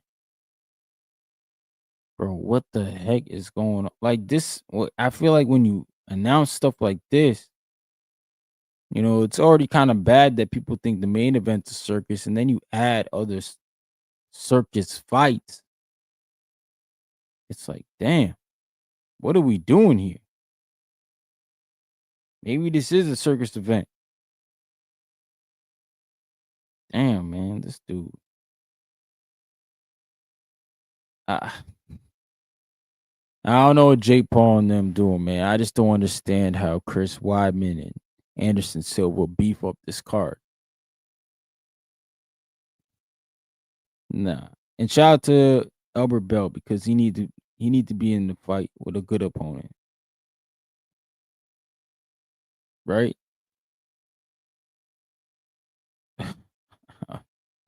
Anderson Silva and Chris Weidman, man, ain't they like UFC fighters? See, the UFC fighters don't even get paid enough to retire. They got to come to boxing to get the bag. And this is why Dana White is wondering why he getting so much pushback about the Ali Act and all that stuff. That's because, bro, we see what your fighters go through. They not retiring. They retiring to come to boxing, bro. They retire from the UFC to go to boxing. You know what I'm saying? They not retiring being like, yo, salute to Dana White. He did this and that, the third for me. Made sure my kids is good, this and that. At least Al Heyman, them guys tell you about Al Heyman, man. Yeah, I don't know, man. Yeah, Luna Glider. Yeah, man. It looks like they doing, I don't know if it's an exhibition. It might be a real fight. Because, I mean, how many fights does Anderson Silva have? But it looks like they doing Anderson Silva versus Chris Weidman as a boxing fight. Like, if it is an exhibition, I don't know, man. I can't even look. Yo, it's scheduled. Oh, that's crazy. Nah, it's scheduled as a boxing event, yo. Chris Weidman will be making his debut. It's a 6-rounder. Yeah, it's a boxing fight. It's not no hybrid. Because Anderson Silva, he got one hybrid, looks like. With Chael Sonnen. That's freaking nuts. That we got hybrid pro events is wild, bro. What the hell are we doing? Yeah, they added Anderson Silva versus Chris Weidman as an official boxing event to fight to Jake Paul Tank undercard. That's wild. What the hell is going on, man? It's like, what the fuck? You know what I feel like it is, man? Just like this dude, man. Can't really freaking understand it, bro. But it's definitely fucked up, man. Need to get that shit out of here. Wine pan a school bus. Lord. Yo, I want a bomb clot you want. Yo, you're right here, no manners. Me just check, we don't have that. Sure. Nah, bro, they need to get rid of that shit. That's a terrible fight. What's going on, Malcolm? My boy Ryan. How's the audio? I'm outside right now. You straight? You good? All right. Yeah, shout out to you, man. I've been trying to call in, man. It's just, sometimes you do a show a little later. Glad I got to call in, to show you some love, man. Oh, man. Anderson Silva. Not gonna lie, man. I can't. Yeah, I'm gonna be real with you. I really dislike the direction that boxing is going. Now, I know we hear a lot about the exhibition fights and them drawing more eyes, and I guess, you could say that from a Mike Tyson standpoint, or like the Jake Pauls of the world who got these kids who idolize them. But this is gonna hit a point where, and I think we're already getting there, where guys are just gonna take certain fights just for money. We're gonna have people just join in the sport just to grab a bag. Former NBA players, it's like in the hood, in the hood when two dudes is like, yo, bro, this is glove up, and just do this just cause. It's almost the same thing now. Yeah, this is the same thing. It's like on the block. You're just on the block, but now you're getting a bag. And it's gonna get worse. It's gonna get worse throughout the years. I see all types of athletes doing it. You're gonna get some good money and it's casual fun, but it kind of water. I don't want to say like it watered down, but it just puts a bad name on the sport of boxing. That's just me personally. You know, that's just how I feel. And then guys are gonna take the easy way out. And you know, some of these pro fighters, like you see what Tank's doing, they're just gonna go for a bag. You know, and I'm really not happy about it. I'm glad that you're trying to, you know, put eyes on the sport. But to be fair, you could probably just draw more eyes on the sport if we just moved correctly. I love the idea of us being in the league, but something like that I feel is gonna take years. It's gonna take time. You just can't magically do it. You know, our sport is all over the place. But if somebody was to like slowly just kind of organize everything, I don't know the perfect plan to the point where guys got to fight these ranked guys and then we're just getting all these top fights. The sport of boxing will be, I feel like it will be back and we wouldn't need no exhibitions. Just like when we had the classic heavyweights mixing it up and, you know, the whole nine, man. But this is nasty, bro. Anderson Silva fighting somebody on their pro debut. This is crazy, bro. Yeah, it's a fact, bro. Like, I don't understand it, man. I don't even know where it came from. Like, Yeah, man. Like honestly, I just found out right now. My bad for the background noise. I apologize for that. But yeah, I'm just nah, finding out because of you. yeah. I was just scrolling on my. It said announcement. Like I saw yesterday, they said they were gonna make an announcement, but I thought it was gonna be like something with the main event, like glove size or something like that. They acted like this was a big announcement, bro. This ain't no big announcement. Like this is clown shit. It is. Once you start cursing, that's how I know it's real, man. It's definitely clown shit, bro. And you know, also about Danny Garcia, man. It was good while it lasted, bro. It was good while it lasted. You know, he got a lot of hate, you know, mainly because of his pop. Shout out to Angel Garcia. That man used to whatever he thought, he would say it. But yeah, we had cherry picking narratives for Danny Garcia. You know, they set him up with Amir Khan. He was supposed to lose that fight. Amazing knockout. One of the best counters of all time, personally. I love that performance. And, you know, 2-division champ, former unified. You know, he gave us the tough fights at 147. You know, he just really couldn't do it with the top elite names. But, yeah, I just, honestly, I hope he wins this last fight. And I really hope that this is the farewell and he focuses more on promoting. You know, it's kind of sad, man. It just makes me realize how older I am.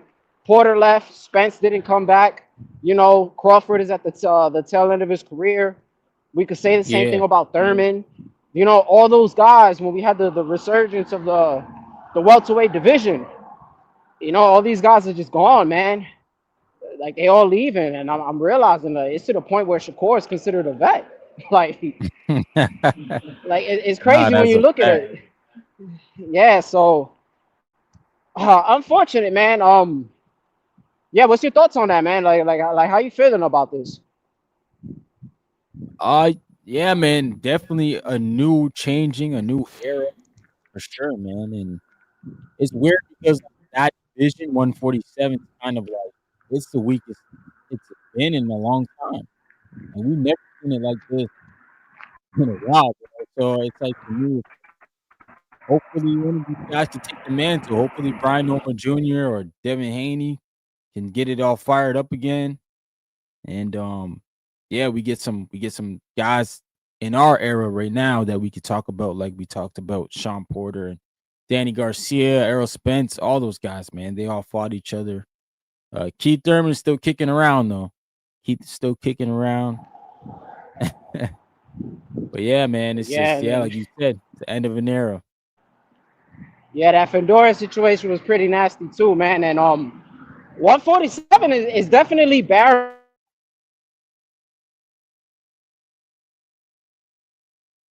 Oh, you cut out. Must have went to a bad area, man. Yeah. Oh, he dropped off. Yeah, I'm about to connect. You hear me? We good? Yeah. Yeah, I'm about to connect to Wi-Fi soon. Oh, cut back out. These guys that damn, it's fucking up again. Nah, you straight now. I can hear you now. God damn it, this damn service. But yeah, we're just gonna Damn. He doing you dirty over there. Moving on.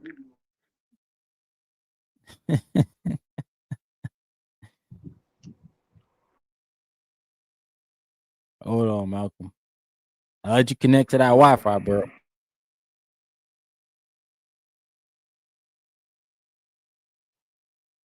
gonna bring my boy Stock Chasers up. What's going on, Stock Chasers? In the building. Yo, Ryan, what's good, What up? my guy? You can hear me? How's my audio? Yes, sir. You good? You good? Hey, man, listen. Shout outs to Malcolm, yo. So hold on what I'm hearing, bro. Because I remember when Turkey Al-Sheikh, he jumped on TBV and clearly said, yo, the pay-per-view on November 22nd, Night of Champions, gonna start. It was gonna be free, and thereafter we weren't gonna have to pay for the zone. So why? I mean, for fights. So tell me why they trying to charge $60, or how does that work? Because this is what I'm seeing now. Whoa, what? Yo, that's a fact, bro. I know I'm not tripping because I just went to the zone, and I'm seeing a $60 price on that bad boy. Oh, damn. Let me go open my shit up now, because, that's a problem if that's the truth. Yo, confirm that, because I seen it on X. So then I said, let me just double check. Right, Because I got the zone anyway. So, and I see that shit $59.99. I'm like, oh man, they done switched up, Ryan. Yeah, they can't do that, man. They can't, I put mean, that carrot in front of us and then pull it away. yo, that's a fact. I mean, listen, it's a fire card, but that's crazy if you said one thing and now y'all switching it up, which is wild. But it's a fire card, but that's wild. If that's what you just let me know, man, when you get a chance and you confirm that. Yeah, I'm pulling it up right now. Like, honestly, bro, like if you're gonna make it a pay-per-view, then don't even say nothing about being free. Yo, that's a fact. That should have never been brought up, because I think we would all expect that to be, we expect that to be a pay-per-view event. Yo, that's a fact. Yo, and at the end of the day, listen, so think about it. It's in Riyadh, and I'm pretty sure they gotta fork out a lot of money, man. They got a lot of champions, a lot of championship fights. Like, there's a lot going on that card. So when he said that it was gonna be the first non-pay-per-view card on the zone, and I'm like, okay, we got Benavidez, we got Haney, we got Abdullah, and I'm adding it up. I'm like, shit, this is a hefty check, man. Shit. All right, I'll put it up on the screen, man. It is fucking sad. It is pay-per-view. Nasty work. Turkey Al-Sheikh long for this, man. That's nasty. Here are the pay-per-views coming up. Parker and Warley, that one's 60. Eubank Ben, which is nasty work. That's 60. Fucking UFC 70. And then here's the ring. Night of Champions, $60. Yo, that's see that, right? Crazy. Dang, nasty work. Yo, Turkey Al-Sheikh, that's nasty work, my boy. You heard? Oh my gosh, disgusting behavior. Yeah, the hell you do that for? Why you lie to us, man? Yo, that's a fact. That's a fact, bro. Because look. At the end of the day, it's a fire card. But I mean, listen.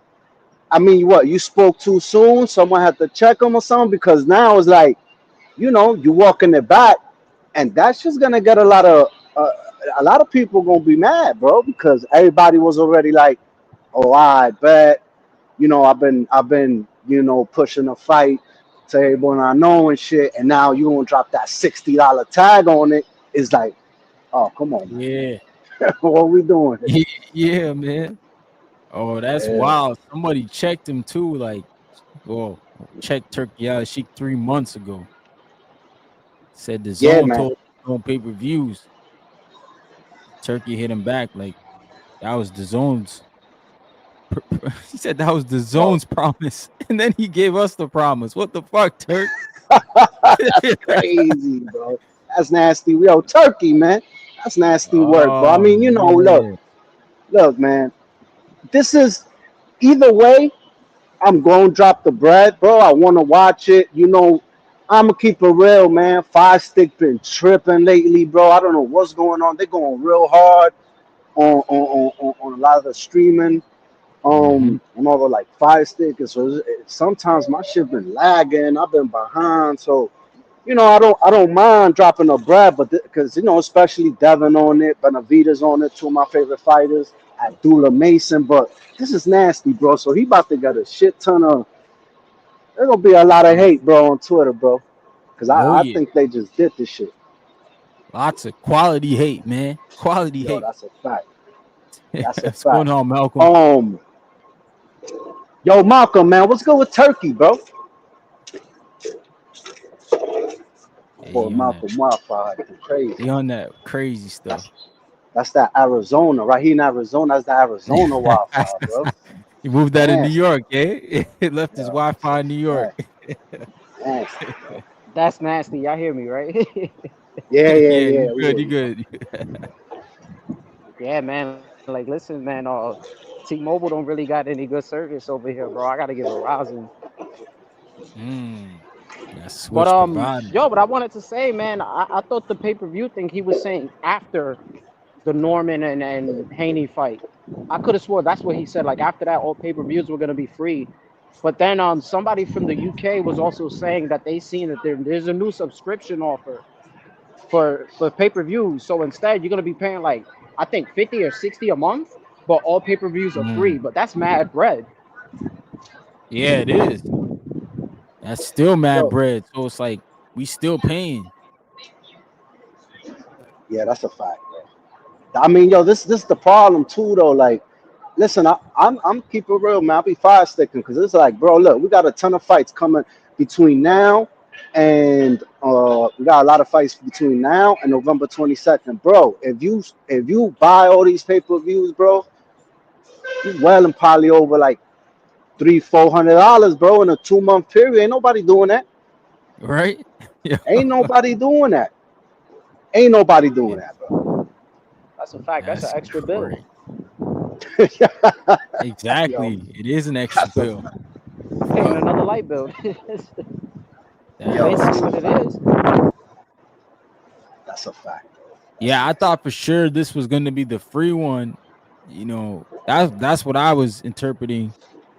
We were starting with a bang, but damn, Yeah, it's too. I might have to jump back on. I might have to replay that Turk El Sheik episode on TVV and hear what exactly he said, or Yeah, whenever he said that. I might have to jump on YouTube and see exactly what he said, because it could have been that he said after, but I'm pretty sure right. he said it starts with. But there's a chance I'm wrong, but I don't know, man.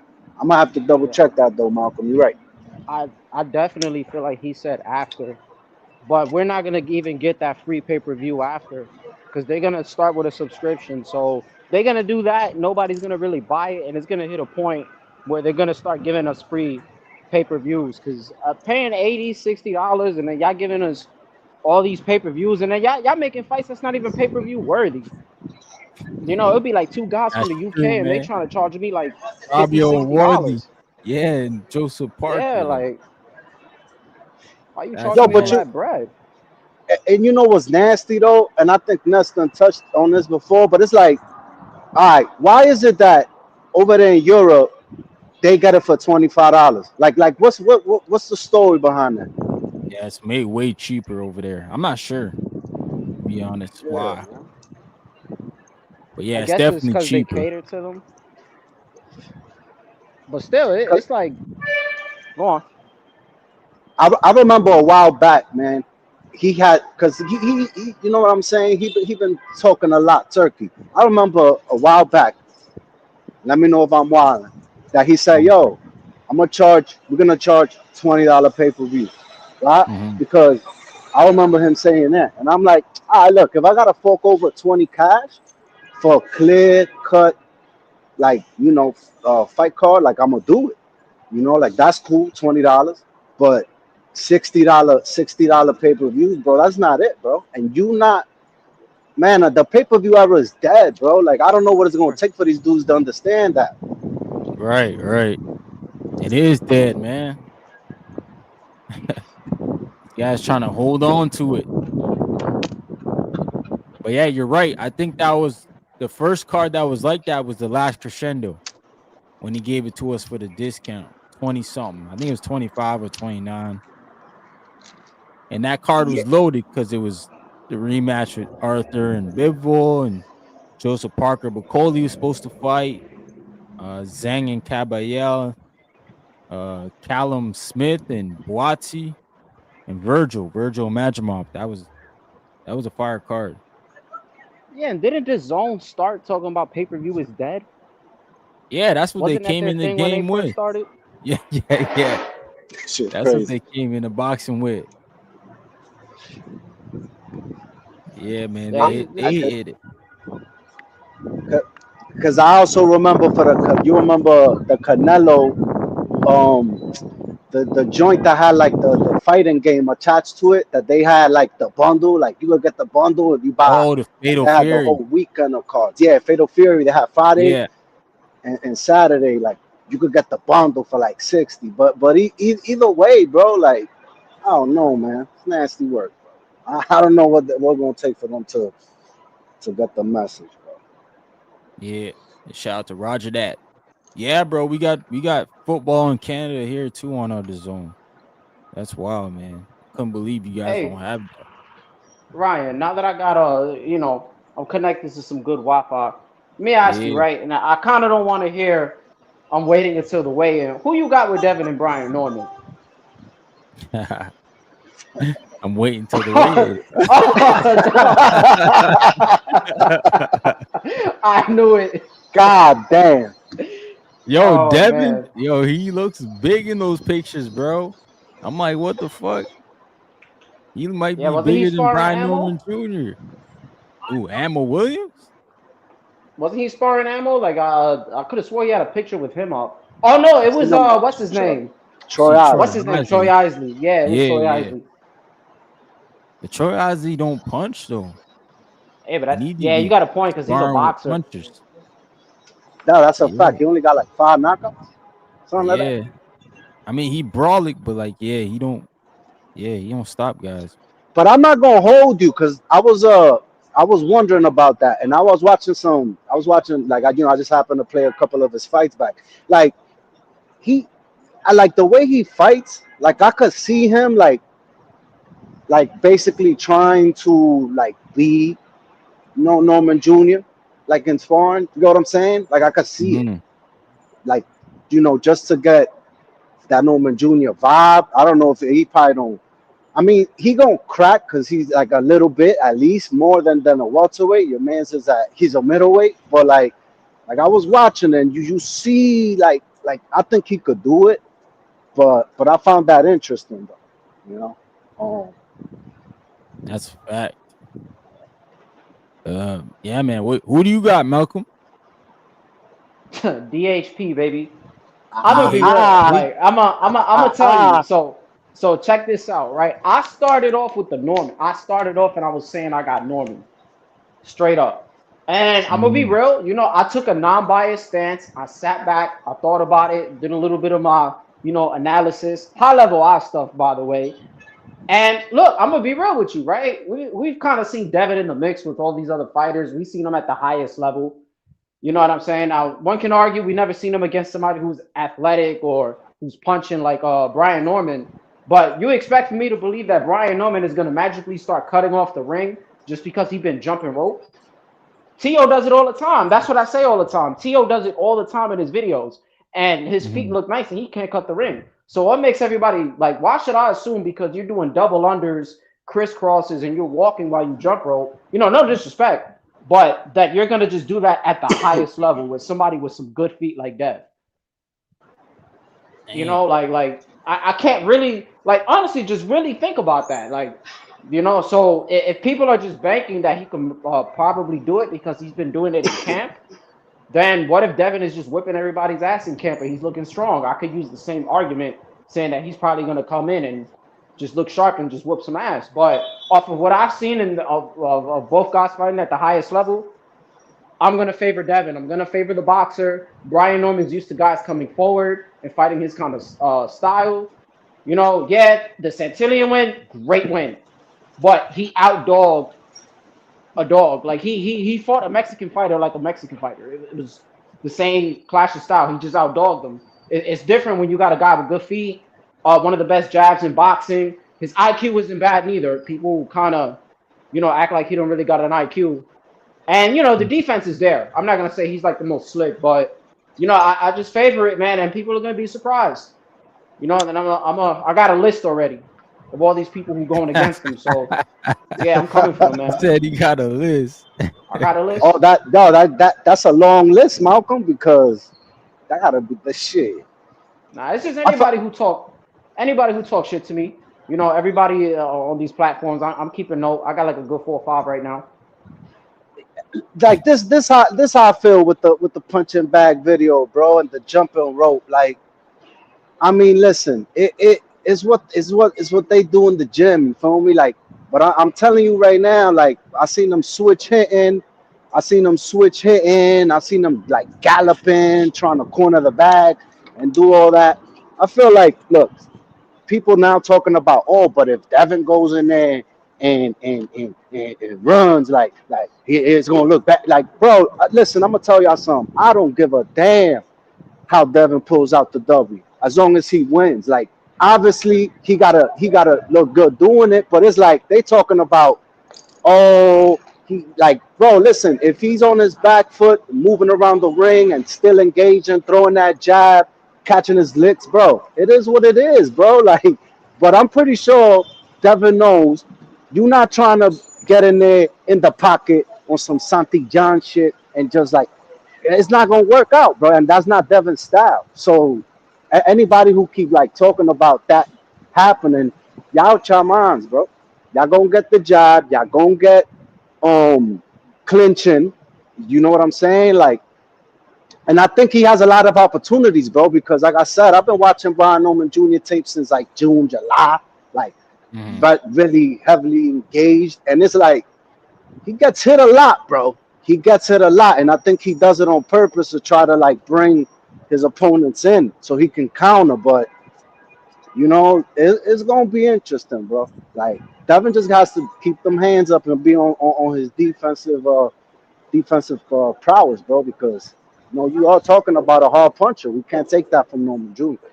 I'll tell you, man. Dev needs somebody in his camp, or I don't want to say it's too late, but he needs somebody to teach him how to fight on the inside.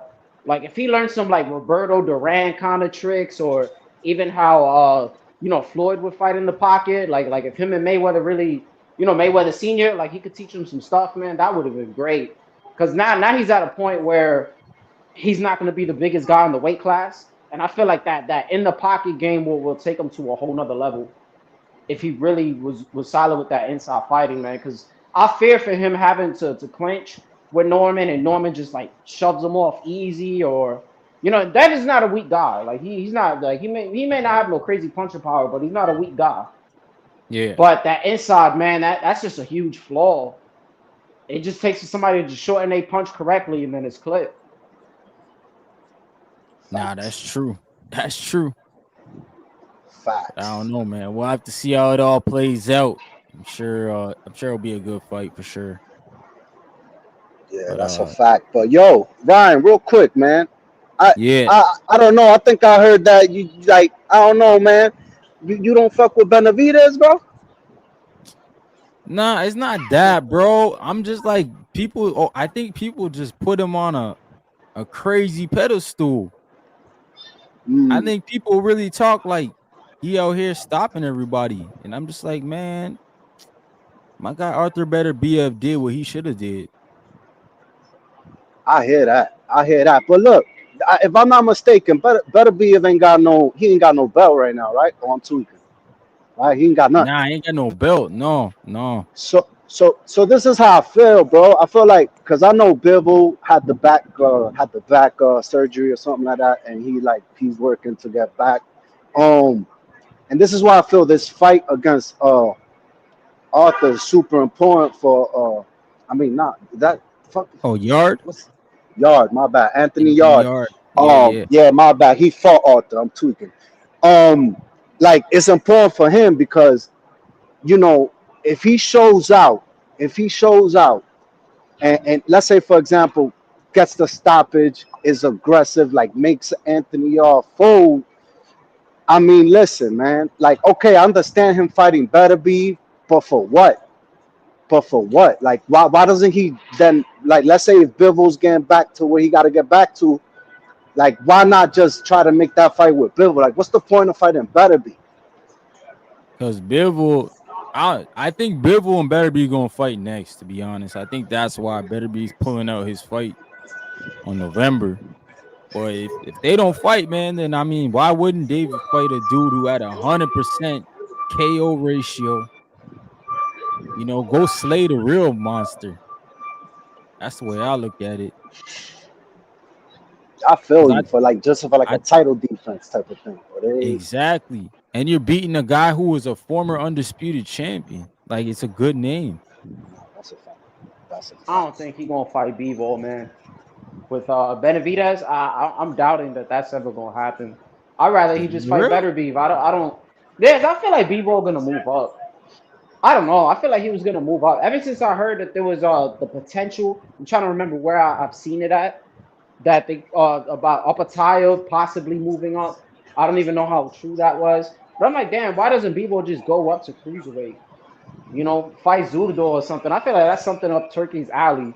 And then it kind of just leaves Benavidez to fight Better Beef, and then the belts are scattered. You know, I'd like for him to fight Bivol, but I just don't He think already it's gonna beat happen. Zerto. You know, Bivol already beat Zerto. Oh yeah, he did, right? But hey, he'll get some belts at cruiserweight. I think that But guy's food. but I've even heard Benavidez like making that move maybe after this fight or whatever. But it's like I'm not gonna lie, that's a fire fight. You're talking Bivol and Benavidez. I think that's a fight everybody wants to see. Like I don't feel like the excitement is there for them to run part three, bro. Like I'm not excited for that because I feel like Bivol really won both fights. Like, but he didn't, like literally. But I feel like I feel like he won that first fight too. That's how I feel. I don't know how I y'all think it's feel. because there was no knockdowns. If we had some knockdowns, people would be more, you know, they'll have more of an itch to watch the fights. But because nobody really got knocked down and it was so much of a chess match, even though it was like at a good pace, nobody really Yeah. want to see it. Now, had Better Beef knocked down B-Ball like in the last round, kind of like how Wilder did, and there was like some controversy in the second fight, then definitely people will be up for it. Yo, that's a fact. But yo, fellas, I'm gonna head out real quick, get back to this grind. Just Yeah. real quick, man. I can't wait to see Abdullah Mason Sam Noakes. Like that Okay. like I am excited for that fight, bro, because like this is Abdullah's moment to shine, become the youngest champion. And I've been watching Abdullah for a minute, and I like his style all around. You know, the way he carries himself, real professional. He's a killer in that ring, and he's been through. You know, he had that fight where he got dropped and all that, and I think that just made him better. And I really want him to get in there. Look, man, beat the shit out of Sam Noakes. That's what we're looking for. We're not looking for a decision, bro. Get in there and drop that man. Get him out of there. That's what we need. But Yeah. yo, thanks for having me, yo. Y'all be easy, you heard? Yes, All sir. right, stay up, Stock. Appreciate you, My Stock brothers. Chasers, man. In the building. Yeah, man. What you think about this T.O.? Let me show you this T.O. post. This guy really ducking Shakur Oh, bro, I was about to bring it up. The poll, the Manny. Yeah, man. What are we doing? Why are we even Oh, bringing Manny man. Pacquiao in the conversation for, man? Like T.O., man, Dude, you stay making T.O. T.O. fans is, look bad. yeah, this was nasty, bro. I seen that and I said, oh, like, it's just nasty, bro. Like, bro, he's so talented. You're arguably like you would consider like you're still the lineal champ of 140. You know, you have all these guys you could potentially fight, and it's always something, bro. It's always something. With Haney, it fell apart. Like, now look what's happening with this whole Shakur thing. It was a whole bunch of back and forth. And as soon as they got quiet, I was like, you know what? This is a good sign. Because you already know, like, it's in motion. Once these guys ain't talking, that's how you know a fight is about to get lined up. But, yeah, there was also another interview, I think, before this where he kind of spoke on Pacquiao.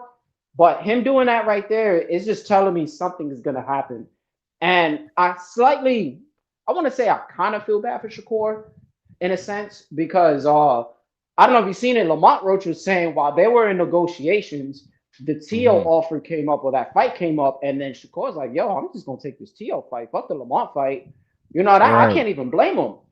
But you're gonna go for this. Yeah, Tio just gonna pull out. Like, at this point, I'm just expecting him to pull out of the fight again.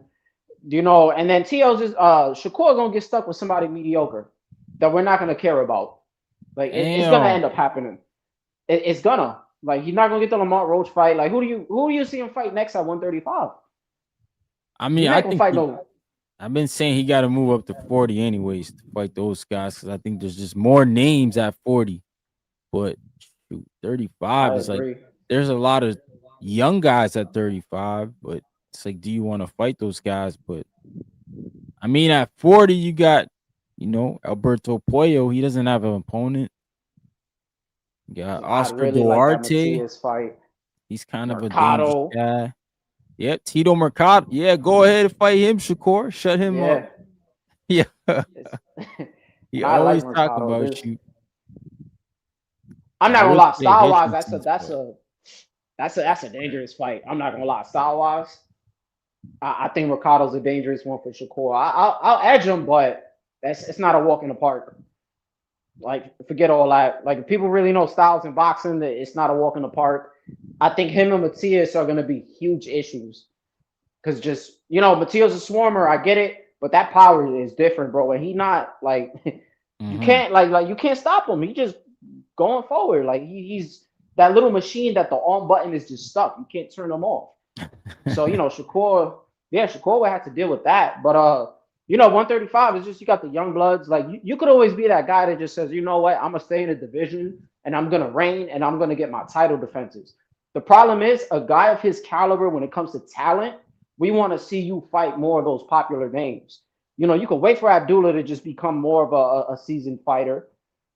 You feel me? I don't think we're going to get Kid Austin ever since the whole Saudi thing. And he talking about he want to fight him in Texas, which is crazy. Yeah, I don't think so. Yeah, you got what, Mordecai? You know, unification, I guess, but other than that, I'm not into the Lucas Body fight. I'm definitely not into that one. Merlataya is gonna have to fight Cruz. They're gonna get that purse bid soon here. Yeah, you think it's gonna? Weren't they already like in negotiations before? So now it's purse bid. Yeah, it's just, bro, it's the IBF, right? So the IBF is not like the other guys. They'll actually strip people. Yeah, they don't play that. So when the IBF order it, you better just do it, bro. Just get that fight over with. Yeah, man. We saw Usyk beat Fury, and he got stripped. Yeah, it's nasty how there's certain times where they be stripping people, and I don't like it. Like, sometimes they're a little too strict. It gives the guys who paid a 3% the real opportunity. But it's like, damn, how you gonna strip me on the night of the fight? Like, I think that's crazy. Like you about to undispute, and like, now I beat you. Now I'm unified, and there's a vacant belt somewhere, and I gotta wait for number 1 and number 2 to fight each other. You know, that's the only time I don't like it. And kind of like the whole boot situation, because he was Spence's man though. Like, you see how that played out, and then they were just really trying to force that on Bud, where it's like, yo, bro, I just picked this man off with somebody else. You know, between the accidents and the step aside. So it sounds like that, where I think it's kind of unfair. But I can get it from that aspect of the other fighter who's like, yo, I want my chance. Kind of like what's his name with Rolly, the Gisov? I don't know how to say his name. Yeah, Shakram Gisov. Yeah.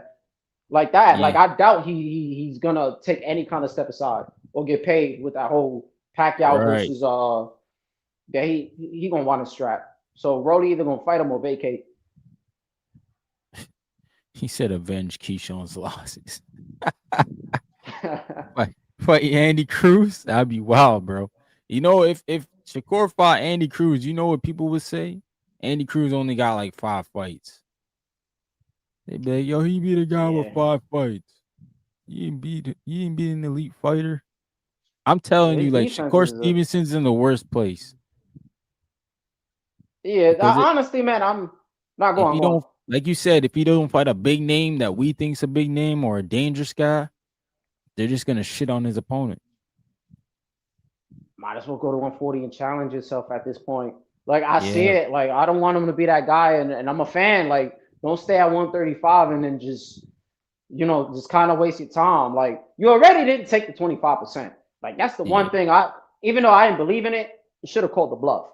You feel me? And now you're just stuck in this situation. And then you don't even want to fight Keyshawn because y'all quote unquote brothers. Like it's not DB4, bro. It's DB3. Your last name ain't Davis.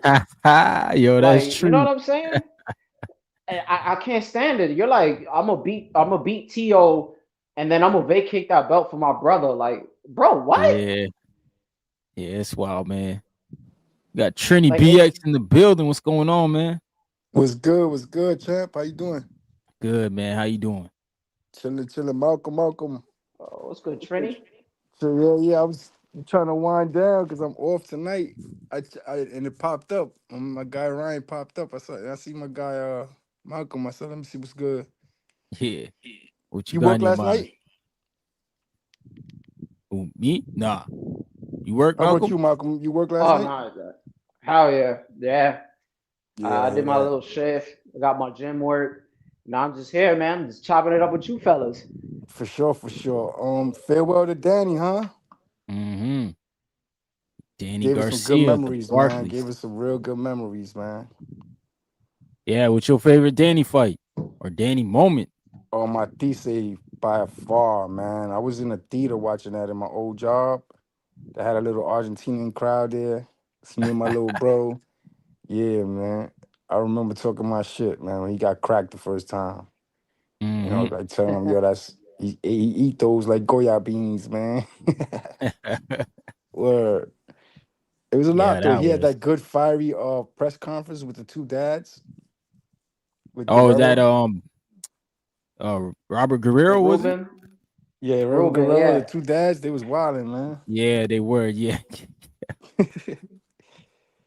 He's man, like that era of...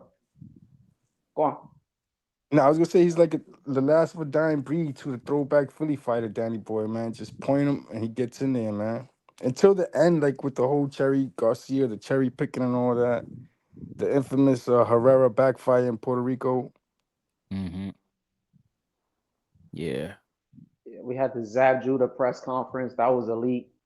Zab Judah just spazzing out on Golden Boy. Oh, yeah. Yeah. That was...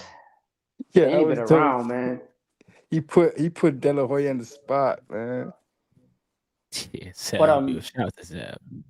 I'm glad you brought up the Matisse fight, right? Mm-hmm. Yo, Ryan, because you're a boxing bro. If you know where I can find the Danny Garcia versus Matisse, the full fight, you have to let me know. It's not on YouTube, no Reddit, no Daily Motion, not on Twitter. Wow. I can't even find it on the Fire Stick. Like at this point, I have to find the full Canelo Mayweather card. That's the one fight I can't rewatch. Say that. It's Canelo, yeah, Mayweather. But is Canelo it's Mayweather on? Is that on YouTube? Not. I mean, that fight, yeah, but the full card, nah. And when I found it on the Fire Stick, it was a broken link. So it's like gone. I can't watch it, and I want to. That's crazy. You see what's happening here? Okay, I see what's happening. Mayweather, see, this is what I tried to tell Ness, man. Mayweather owns 80%. So he owns his shit. His shit's on the zone. It's not even on Showtime. Like you go to YouTube, that fight's on the zone. Which means he probably sold his rights to the zone. And Showtime owns the rest of the card.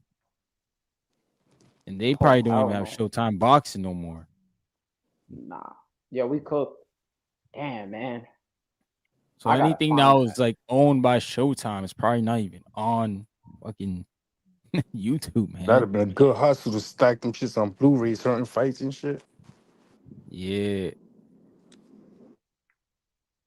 See, it's times That's like that, wild. man, where pay-per-view, you should be able to own it after you pay for it, not rent it. We'd have been fine. Yeah. They don't I have any of the remember fights. They just have the epilogues on Showtime. It's wild.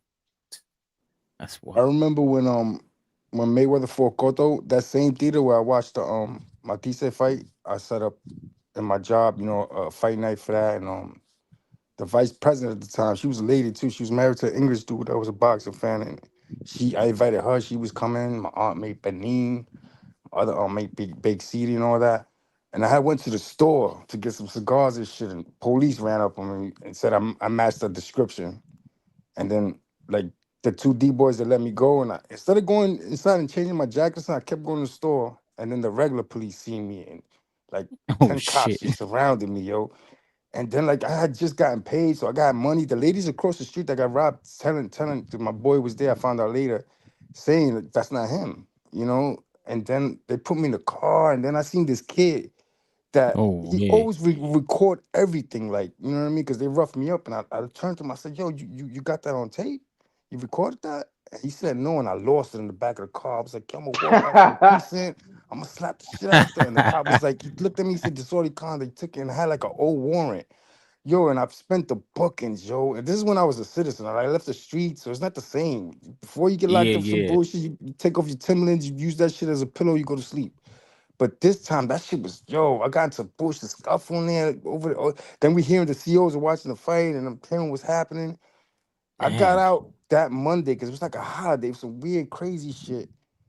I got out that Monday, I think, and then my shorty at the time, she had the fucking fight on Blu-ray, bro, on DVD that Monday. No I don't know way. how the fuck she What? got it.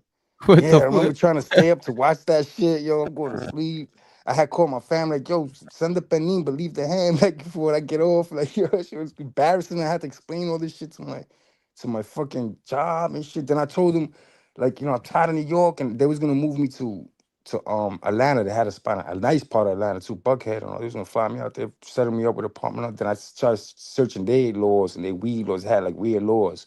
I said, you know what? Mm-hmm. The devil you know is better than when you don't. And I just ended up staying in New York. But that was crazy how she Yeah. got that DVD so fast. But I'm gonna hit her up this weekend and ask her how the fuck you got that shit. Word. Word. Who the hell had that? She was dope. That's funny, man. Yeah, Lucas Matisse fight, that was definitely the one for me, Yeah, man. man. Because remember, he had a big knockout ratio going into that fight. He had like one old Mm-hmm. loss.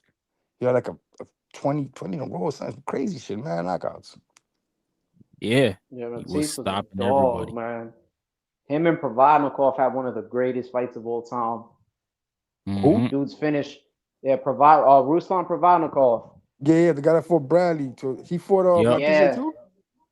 Yeah. yeah, dude, they were pissing blood at the end of the fight.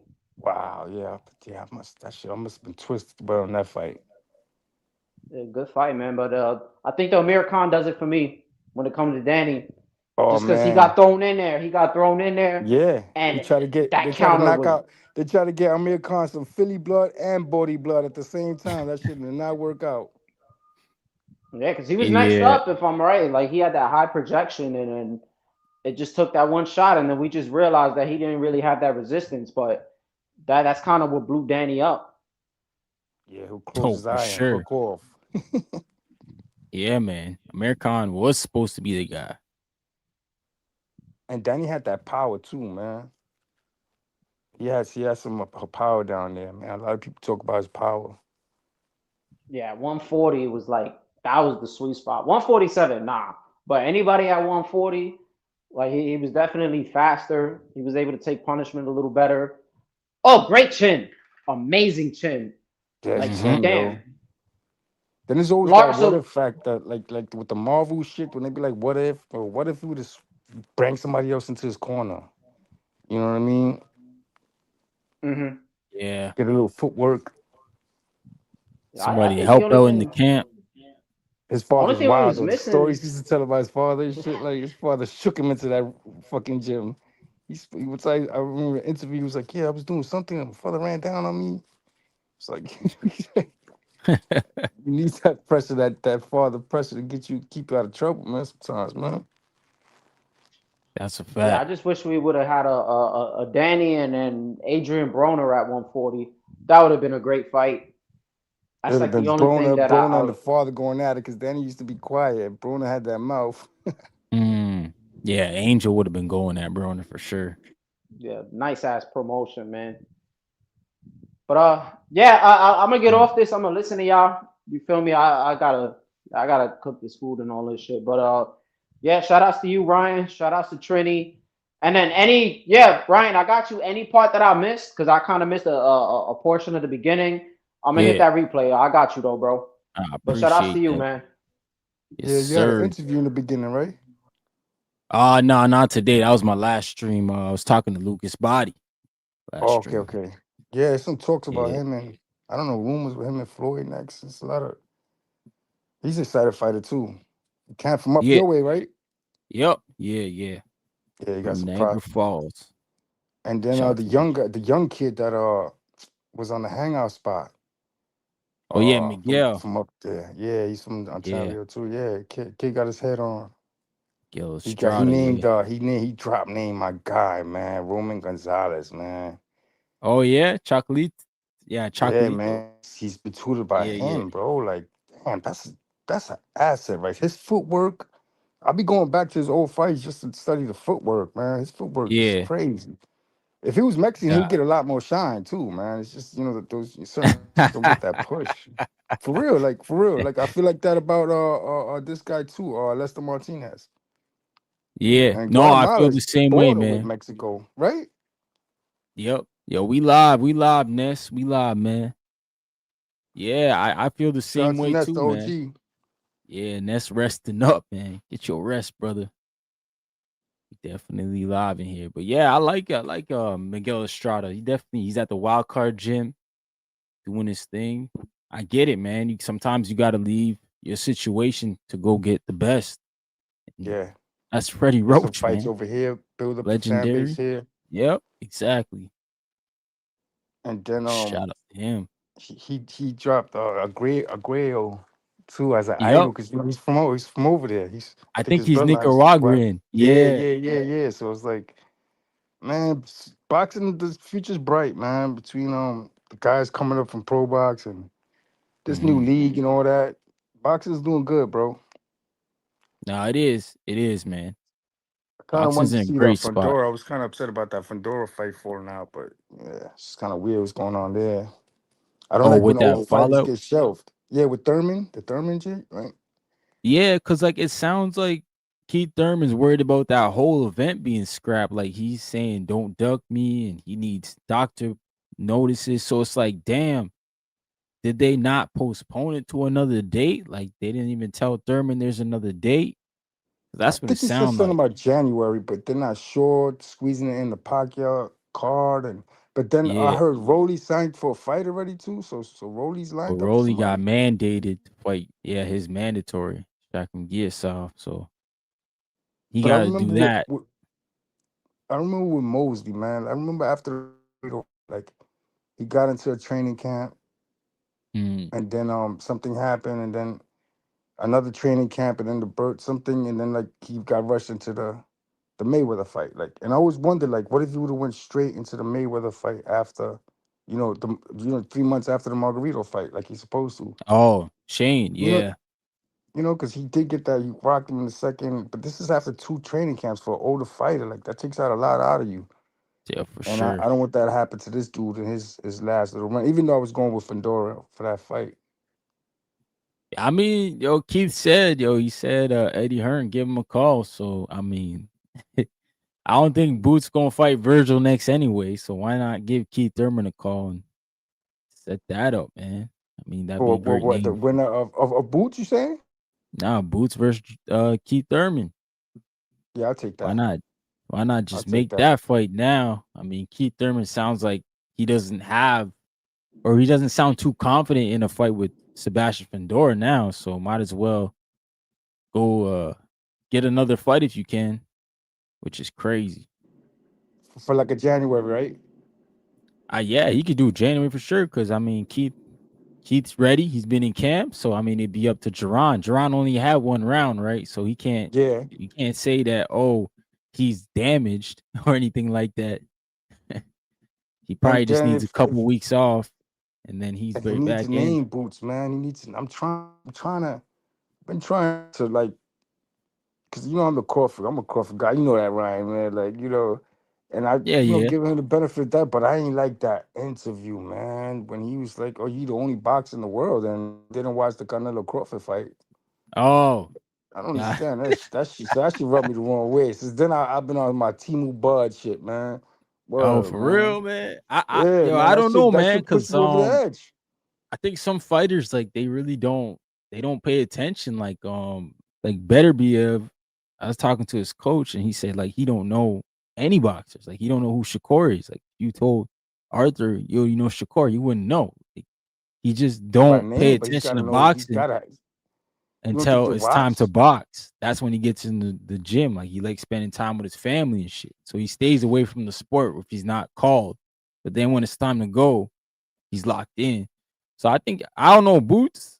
Yeah, I but think he come was. on, I you think was in the Boots be. training camp. You was in the Yeah, training yeah. camp. This is your Yo, idol. You don't want to say Boots, the guy they he saying. sneak I'm dissing, starting to man. feel like they just want. I'm trying to feel like they just talking Yeah, for a payday, man. That they don't mind losing to a yo, name type shit. Like they Boots really got trying to them keep that. subtle, like he got them subtle jabs. It'd be funny Yeah, because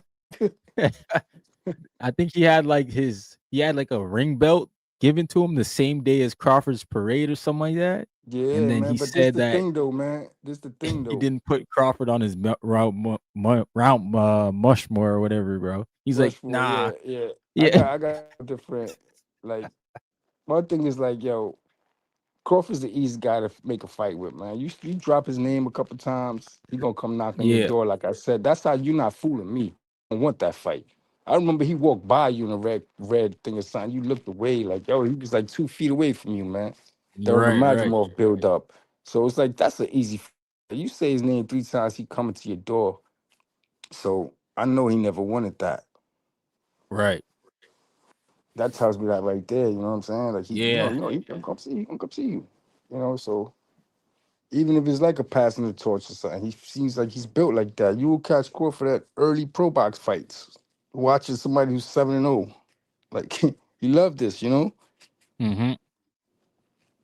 What you Vegas got? Who you said, got? I never took it. Who you got? What's your early pick on the Norman and Haney? oh man, I gotta wait, bro. I gotta see what these dudes look like, man. That And the dude, way that man Devin Haney looked like he put on a lot of weight, man. He looks good. He might be bigger than Brian Norman, which is crazy. Shout out to my was boy expecting that. Ness. I bet. The boxing voice sent the $2 super chat. Said, let's get my boy Salute. to his goal. Only blue super chats. Yeah, man. I All right. appreciate you dropping that on me. Nesta Gibbs. Hope you resting up, brother. Chips with the dip. I want my chips with the dip. That's all I know. I don't want my chips plain. I want my chips with the dip. So bring them dips. Yeah, who you got in that Devin Haney? I got. And I like Norman. Norman. I like Norman, man. I like him in and out the ring. But I hear from him. I like the way his mind. I like the fact that his pops was a self-admitted B fighter, so I know he's Mhm. knowledgeable. I'm not worried about the footwork. I think that kid learned that footwork since he was 8, 9 years old. But it's going to be a tough fight, and Haney is going Yeah. to take the weight well. He is. Um, Bill Haney put the bug in Crawford ear, man. There's a plan. There's a plan and to beat a guy like Norman. But I think Norman grit and hunger gets him through. You know, certain things that could push the edge, little things, man, in the 50-50 fight, man. You know, Yeah. he mentioned in the interview the slick talking. Wasn't listening, but it was one particular thing that stuck. That's something they said about the family member, man, and the respect to Coach Malachi, his show. So that's in Norman's head. But Mhm. this gonna be a rivalry building, man. I see them. I see even if Haney loses, him getting another belt at 47 and them unifying down the line. This is gonna be good. Oh, It's you gonna think they hold the can weight. rematch and stuff like that? Remember what Mosey said? How disappointing Mosey was about Mm. the the way he performed against Ramirez, so he's got that in him. What Mosey was saying, so that's Right. gonna come out. He's gonna hold the weight good. You know what I mean? There's no losers in this fight. There's no losers at all. Even if he pulls it off against Norman, Norman bounce right back. He's got the head for it. You know what I mean? The composure. You know what I mean? So it's gonna be good. It's gonna sell good too. It might steal the show, and that's a big card with a lot of bangers in there. You got Bam in that. You got the Mm-hmm. young boy. What's his name? My guy. He fighting for his first belt. Muslim kid. I think he from Yeah. Ohio too. I think. Fuck around. Damn, what's his Dula name? Mason. Mason. My guy Mason's Yeah. on that card. Yep. You got Yard and Benavidez. So this is a good card, man. Shit. Nah, it's a stack car. I'm pissed, man. That they pulling the rug under us. They wilding, man. It was supposed to be a free card. Somehow it is $60, man. Whoa. I thought it was just a subscription. Oh, word? Yeah. Oh I yeah. Oh, thought oh, you weren't in the stream when I pulled it up. Yeah, man. Because somebody said that they saw that, so I went on my DAZN and I'm like, hold on, let me go check my DAZN. And oh yeah, man. bro, it's a part of the pay-per-view. It's $60. I'm like, I thought this was the first free one, but Yeah, that's what I no, thought. it That's what it's shows. banked at, man. So damn. Yeah, And I usually I do like mean, little fight parties and shit to cover it, but this is like the hours of this one. right. And like 'Cause I got the this is the type casual of card, crowd, you know, like right? It's the type of card I'm like, yeah, it is pay-per-view, but the fact that we were told it wasn't gonna be pay-per-view, it's like, damn, yeah, that I hear what hurts, you're bro. saying. That hurts, Turkey. Yeah, I hear what Yeah. you're saying. I hear shit. It was already back, you know what I mean, close to the holidays. So Yeah, we were that's banking on that. so Roach and Pitbull might have to really get fire stick then. Yeah, that's it there, yo. The Night of Champions, $60, man. It's there on the pay-per-view on the zone. It's crazy. Damn. Because I want to watch the Roach Pitbull too. That's gonna be boxing. Good. It's a good card, Oh, decent and card Roach. too. But they charge it Yeah, for that too, I think. So it's like, but definitely, it's off the bat. You gotta get that 20-second card. It's worth it. But like I said, word. it's going like main card probably starts off 5, 6 o'clock maybe. I was trying to go back to see what time the average, you know what I mean? Because I took that night off so I could, Okay. enjoy the night and shit, jump on some lives and shit, talk shit. Either Yep. way it go, eat crow if I got to or talk my shit. Hopefully it'll be another thing like the Crawford thing, you know what I mean? Because I was getting cooked, man, before the Crawford fights. I was on Philly sites getting cooked. People laughing at me in front of coaches and shit on the hangout spot. But Yeah, then yeah, yeah. I stuck to my guns because I know what I see there, man. So yeah. Mm-hmm. Shout out to Malcolm. He said raffle the hat. Oh man, shout out to you, Malcolm. I just got this hat, man. I wanted to see if it was gonna look good if I got it printed out. I mean, it looks decent, so maybe I'll raffle. I'll buy another one, obviously. But shout out to you, Malcolm, for the $2, man. I want my chips with the dip. That's all I know. I don't want my chips plain. I want my chips with the dip. So bring them dips. It's third shift. But respect to Yeah, you. Keep grinding, Ryan. I'm gonna stay. We'll look I up. appreciate you, dog. Yes, All right. sir. Respect. Shout out to Always. Trini. All right. Take care. Yeah, man. Yeah, it's my guy Trini BX from the BX. Yeah, brother.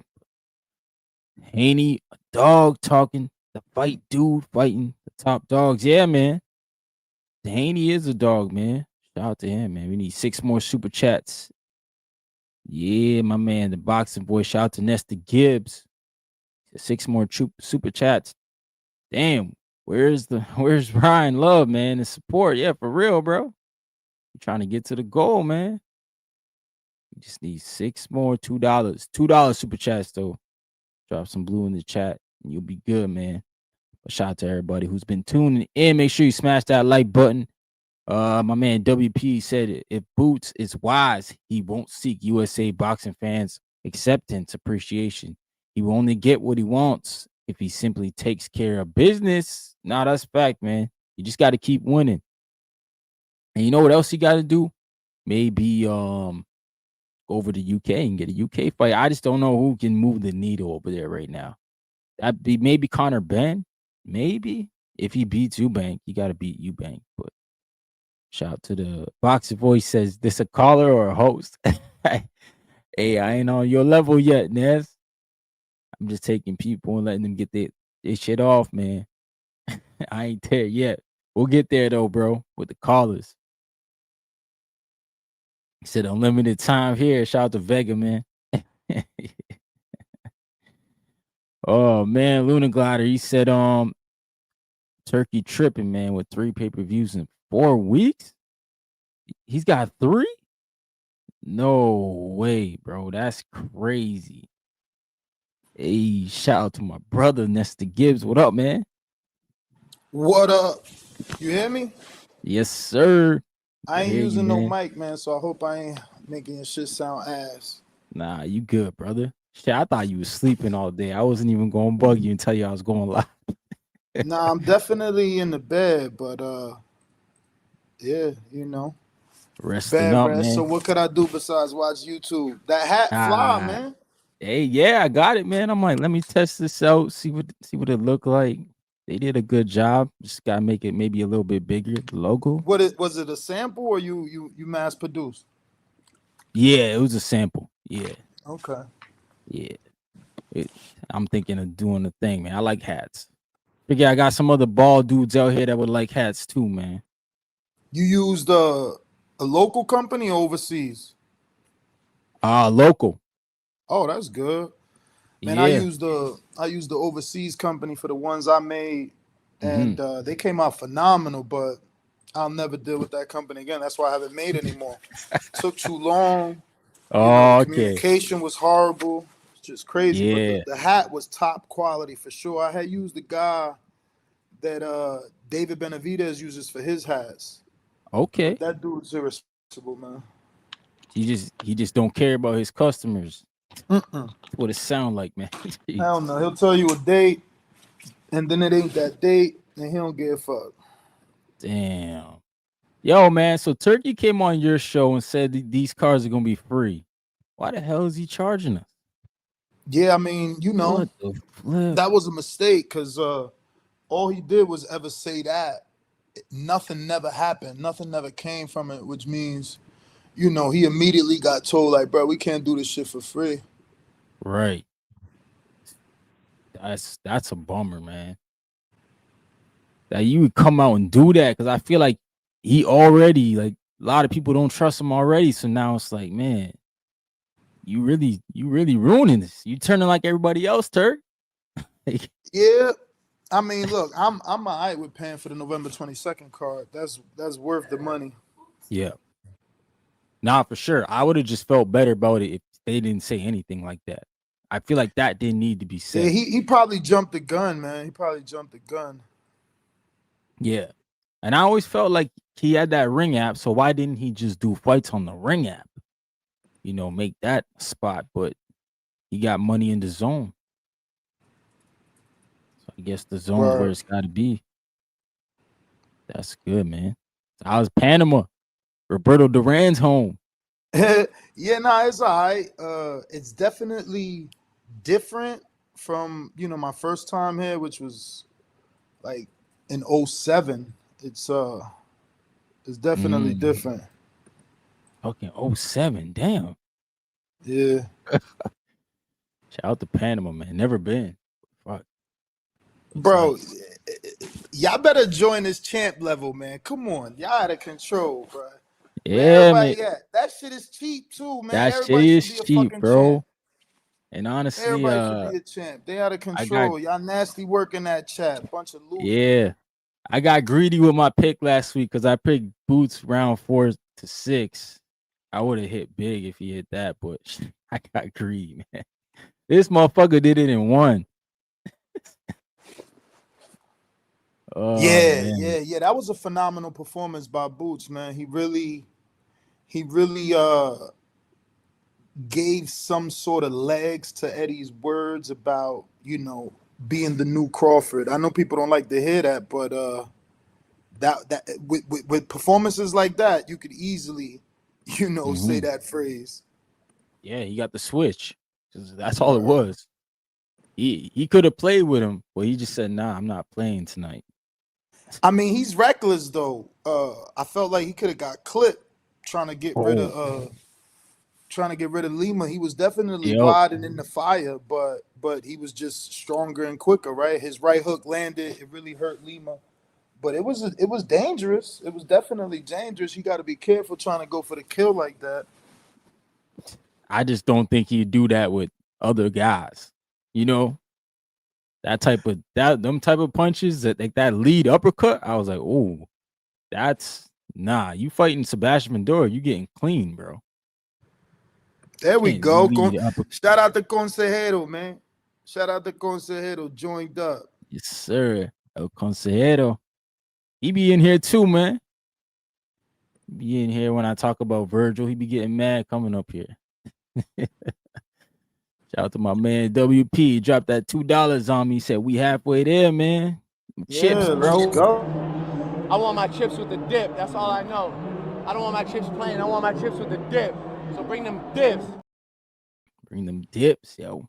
Shout out to you, Ness. New member, yo, that champ was dope. level. That was dope. When you played that video, it muted my mic, so I can't interrupt it. That was pretty fire. Yeah. StreamYard's decent, man. It just misses. You know what I don't like about StreamYard? That nasty name tag right there. Like that shit looks so fucking. Yeah, I can't fuck with them name tag. Everybody got the name. Once you see the name tag, you're like, oh, they're using StreamYard. I prefer the clean. Oh, look. for real? You know, I can get rid of it too, like that. But okay, but can you use other text without it being in a block? Can it just be single text without a background? Let's see. There's other ones. Pull it back up. Yeah, there's that one. You see how yours is in it says Ryan in white words with the black. That's a to me, that's how I know who's using StreamYard and who's not. Oh yeah, they're all blocked. Yeah, you're right. I see what you're saying. But it seems like it's pretty sophisticated. I mean, people were saying that it even got a mobile app. Oh, I didn't know that. Yeah. I didn't know that. Damn. Okay.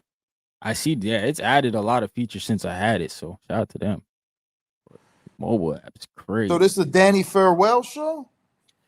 Yeah, man. What you think about that? I mean, I like it. Oh shoot, Ness dropped off. Yeah. I uses Vega uses it. StreamYard mobile app. Okay. Malcolm uses it. Yeah, it's a Danny. It's his last card. I like it. Swift Promotions. Shit now, what happened? Yeah, you good? You can hear me? Oh no. Oh, he jumped off. All right. Yeah, man. Yeah. Danny Garcia, last card, obviously, good card. We'll have to see where it goes after. I like Danny Garcia, man. What he's doing, man. And am I back? Yeah, you back. Yeah, I don't know what happened. I tried to sign in so I could see the chat. Oh, okay. Kicked you out. Yeah. Oh shoot, it doesn't show the chat there. Oh, probably not. Stock Chasers, what it do? Yup, Stock Chasers in the building. Yeah, I like it, man. I hate that it's pay-per-view. You know, $39, I think it is. The Danny fight? Yeah. I hate that, yeah, man. At least we got it down $10. They was trying to go 50 on us, man. They crazy. I mean, I hope they do well, but that's wild, bro. Yeah. $40 50. is a lot. Don't get me wrong, they got a lot of people on that card, but I don't know. A lot of young talent for sure. Mm-hmm. I mean, even Colbert is back on that card. Yep. Chris Colbert and Gabe Rosado. Yeah, they got a lot of fighters on it for sure. But I just, it's like, yeah, you got names, but like, are they names that we want to pay for? Exactly. Like those names we shouldn't be paying for, but it's a huge card, bro. What they got, like 20 fights? Got a lot of fights, man. 1, 2, 3, 4, 5, 6, 7, 8, 9, 10, 11, 12, 13, 14 fights. They crazy. Holy smokes. And they got good names on it, man. That's why I'm mad at them. I know you a millions guy, but I'm mad that they went to millions. That shit makes zero sense to me. They should have been able to get a zone one-off deal with that amount of names. I mean, you got Dominic Crowder, Right. Danny Garcia, Rashad Monty, Yeah. Vaughn Alexander, Gabe Rosado, Chris Keith Colbert, Cologne. Keith Cologne. Like, bro, they got names. I'm shocked they couldn't get a one-off TV deal. Yeah, and it's with promotions too. So you think like they even went to the zone for that? I don't know, man. I don't know who contacts they got or don't got, but it just would have made more sense, bro. Would have made more sense. I'm not paying for this shit. They bumped their head. Do you get like free access because you a Millions guy? Yo, I don't even know. I gotta ask that still. That's I gotta nasty. get on that because You gotta find that out. If they ain't giving out free pay-per-view codes for the content creators, they crazy. Yeah, man. When I saw it was on Millions, I was hoping it was gonna be free, just in the sense of like they trying to get people to come to Millions, use it as a promotional tool. But I get it, man. It costs money to hire those people to hold them cameras and produce it. I don't know what it costs for them, but I know when I went to try to do a show, it was like $50K. If like just for the truck. $50K to get the satellite truck and then all the cameras. You and said the you was people. trying to do a show? Yeah. When I was trying to do it out here. You ain't contact the right people, but that's in Canada though, I'm assuming. Yeah. I mean, it's usually like how many movies. tickets? How many tickets was you looking to sell? Like, what was the venue size? No, the venue was small. It's like 6,000. Wow, that's not bad. I don't think I would have sold 6. That's the problem, but it could seat 6. Cause that's the conversation to have with Pro Box, bro. They take their truck around the world. Oh, for real. That's wild. I mean, 6,000 at 7,500, baby. That's a lot of money. I mean, 6,000 tickets at $75 is a lot of money. No, it is. Yeah. Yep. It is. But who was going to be your main event? I had a few guys in mind. I was gonna do kind of like a show with I don't know if you know Zolt Durrani. Nah. Yeah, Zolt Durrani? Yeah, he used to train with Keith. Yeah. Nah. He was signed to Top Rank. Actually, Cameron Duncan had him. Oh, Johnny said y'all get a discount if y'all buy it. What's the discount, Johnny? I've been texting Johnny specifically for that because I'm trying to find out, like, what, if they giving out discounts. Yeah, I didn't even check on that. I know I'm probably not even gonna be around this weekend to watch it. So fuck. Dan, it says Stream East back. That's crazy. Stream East. Bro, I found a site last night. I ain't even find a site. One of the listeners sent me a site a few months ago, and I jumped on that shit last night and watched the Tron Ares movie. Holy shit. That was top-notch quality. That was a top, bro, that shit. Hey, man, I see why them Fire Stick boys is outside. That shit was fucking 4K, bro. No way, yo. I swear to God.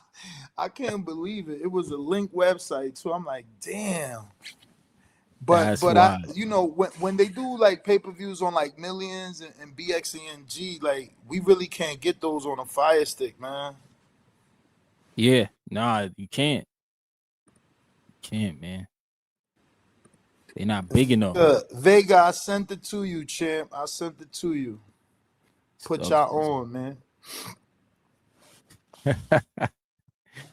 Strong, man. I was gonna go see that this weekend. We're not paying 40 for that. We're not paying 40 for that. We're gonna make Johnny pay for it, get his $5 off, and then we gonna watch his shit.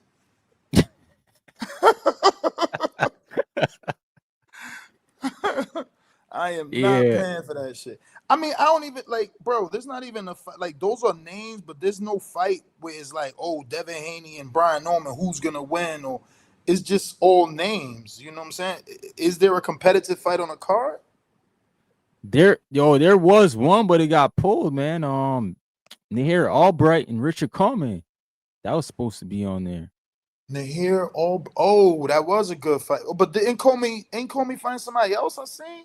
I think somebody got hurt. I want to say Albright got hurt, or maybe Coleman got pulled to somewhere else. Yeah, the original opponent was H2O. He was the original opponent for Coleman. That's right, for Coleman, right? Yeah. And what happened to him? This motherfucker, it's sad. He can't never. He got hurt, man. He got hurt. The last time he was overweight. Before that, he was sick. This is crazy. That dude ain't forcing his body, man. Canada stand up. They put that man in retirement. Man. They retired look him, who bro. done jumped in, bro. Who Yo, that? Tip, you still training? Hell no. Yeah. Tip ain't fighting.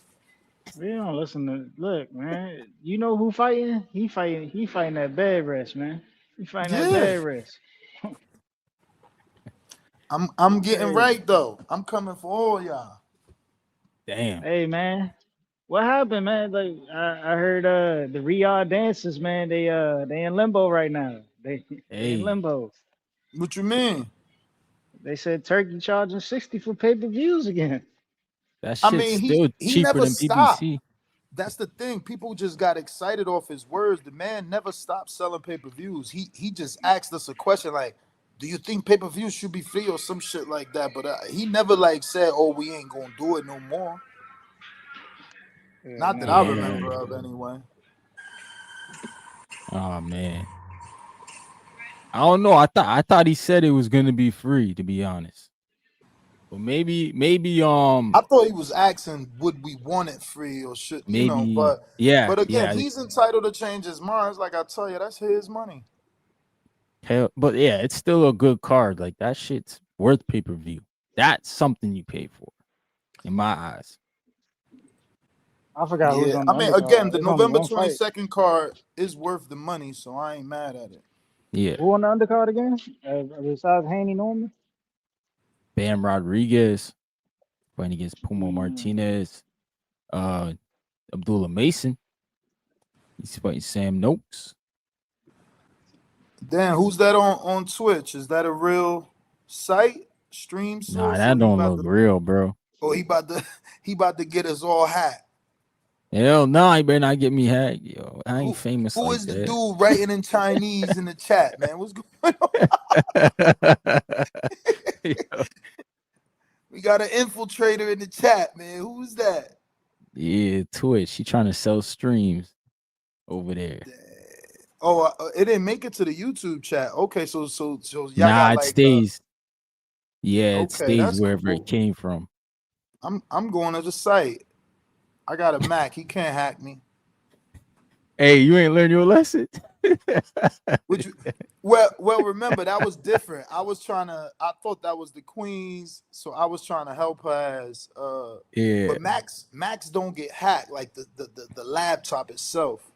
Yeah, you right. I got a Mac like upstairs. Yeah, but bro. that link do look funny. It's strange. I googled it. That link looking suspect.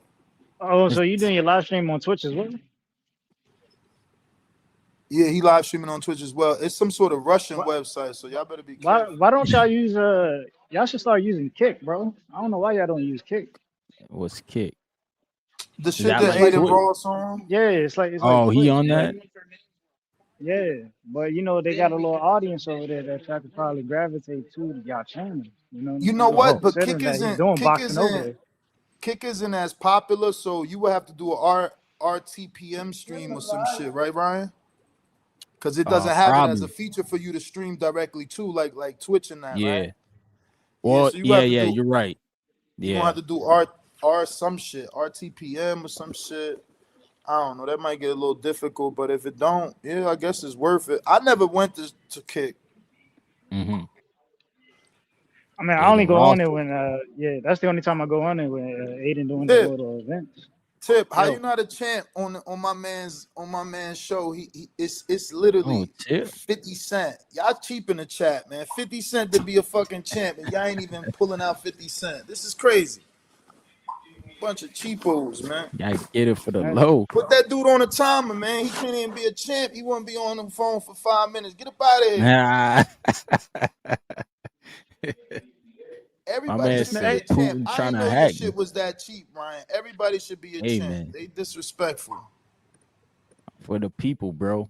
Here for the people. Look at Vega, non-champ. Nasty work. Shout out to 99 Vega, cents. What is man. it? 99 cents or 59 cents? Well, Yeah, I seen 99 cents. cents. Yeah. Jesus Christ, 99 cents. Everybody should be a champ. $1. $1 to Dirt get down with bags. the team. Jeez, Look, man. Tip jumped off because he ain't a champ. Little dirt No. bag. I'm here. Yo, Tip. Yo, my Yeah. Cal fighting this weekend, I think, bro. You Again? got problems, man. Holy smokes. He better not get injured all these damn fights. Man, taking about 30, bro. We don't care about what the fuck Marcel got going on, bro. Hey, yo, they said shout out to Ryan keeping the dollar menu alive. I love it. Somebody got you. That's the McDonald's dollar menu. I love it. That shit don't even exist. Nah, yo, the 99 cent menu was done. That shit, a thing of the past. Yeah, Tip, man. You can't lose, dog. You got a crossroads fight. So it seems, right? So it seems. Tip, you know they gonna kill you if you lose, bro. That's the image I put out there. I mean, it's really not, but you know what I'm saying? That's the image I put out there. Hey, Consejero, that must have been a tough decision, huh? He like, yo, should I be a club level or a champ level? You nasty work for that, Consejero. You nasty work. 50 cent you save. You better upgrade right now. Right now. Y'all terrible, man. A fucking dollar? Oh my Lord. Yeah, man. Y'all the support, man. My man Roger that said my Cal fighting every other week, man. Hell yeah. He gonna take Tip head off. And losing. You know you every losing. other week. Hit He the losing lights. every other week. Yeah, but that's preparing him for your fight. He got all Bro, he could lose. that He ain't could lose preparing 10 him for straight. me. Like, He him could lose losing. 10 straight. No, he ain't preparing for me. Because if he was preparing for me, he'd be training and not just out there losing. That ain't preparing. Hey man, he could lose 10 straight. All he got to do is beat you. Don't nobody know them other dudes. That's Nobody facts. know them Sound other good. dudes. It sound good. Hey. Man, we less than a month away, bro. Less than a month away. Oh, is it? I think it's 20. Well, I get there in 21 days because it's Friday. I'll check in. But Wizard asking if me and Tip got a bet. We do not. I ain't gonna bet against him. I'm just trying to motivate him because I feel like Mikhail is training way more than him. Yeah, Tip working. You working in silence? Hey, man, bro, I Man, don't you put in shit out round there, one, bro. Both you guys got me shook now. Hey, man. Good luck to OC the boss. OC gonna catch a body. OC gonna catch a body unless round one is, just that sharp, because he do look sharp. That 3-2 landed real good. He got good reflexes, but if he don't got no power to hurt OC, he gonna be done, because OC fighting, he's sparring young dudes, man. Yeah, that gas tank. That's what I'm worried about with round one. It don't matter if he's sparring young dudes. He still got to perform at the end of the day. That's all that matters. Is he performing? That's just the facts. OC. Man, OC gonna perform. I mean, obviously the lines is swayed. He got the more experience. He getting the better sparring. He the A side. It's up to round one get an upset. Yeah. And look, I mean, everybody could look good in sparring, bro. You know what I'm saying? Just come fight night. That's the thing. I never look good in sparring. I ain't gonna say I be looking shit in sparring. But come fight night, that's when I get my I get my on. Yo, so what emoji is this? Is that who is in your emojis? Oh, I Oh, got that's Devin Tank. Haney, Tank. Yeah. You know what I'm saying? We got Tank Davis, man. Yo, you Okay. see what they did with that nasty work with that card? They Which put card? two MMA Yeah, guys on They that. put Anderson Silva Man, on there. that's stupid. Nah, I mean, that's he's Jake, technically bro. boxing now, man. He Yo, technically but that's boxing now. dope, man. Like that's Jake. Like he beating motherfuckers and still giving them paydays, bro. That dude's like 50, dog. Like, oh my gosh. Hey, Shout out to he's still Albert out Bell here. though. Albert He's Bell on still the out here card. fighting. Oh, for real? Yeah, yeah, he's gonna be on the card. Albert Bell. Albert Bell's gonna be on what card? MVP, the Jake and Tank. What? What are you Yeah. gonna be? I The told you they. prelims? I don't know who he gonna fight, but might be Lucas Body. Might be. I mean, I had Lucas on the show, but he Oh, said I he's coming hope it's next Lucas year. Body, bro. Please take the belt up off him. Whatever belt he got right, please take that. I don't want to see Lucas Yo, Body, bro. Matter of fact, they shouldn't even, bro. Oh man, I feel bad for Albert him, bro. Bell ain't got the power to keep Lucas off him. We know that. I feel bad for Albert Bell because we don't want to see Lucas Body, but we do want to see Albert Bell. And putting him You against somebody like crazy. Lucas Body, That's You bro. wild, sound bro. crazy, That's Ted. wild. That's wild. And I ain't sounding crazy, bro. When the last, bro? Y'all ain't never been excited for a Lucas Body fight. Cut it out, I man. was excited for the Roger Gutierrez fight. That was a big name for him. That You don't dude, even that know dude, where Albert Bell fighting at. he throw less punches than Tank, like legit.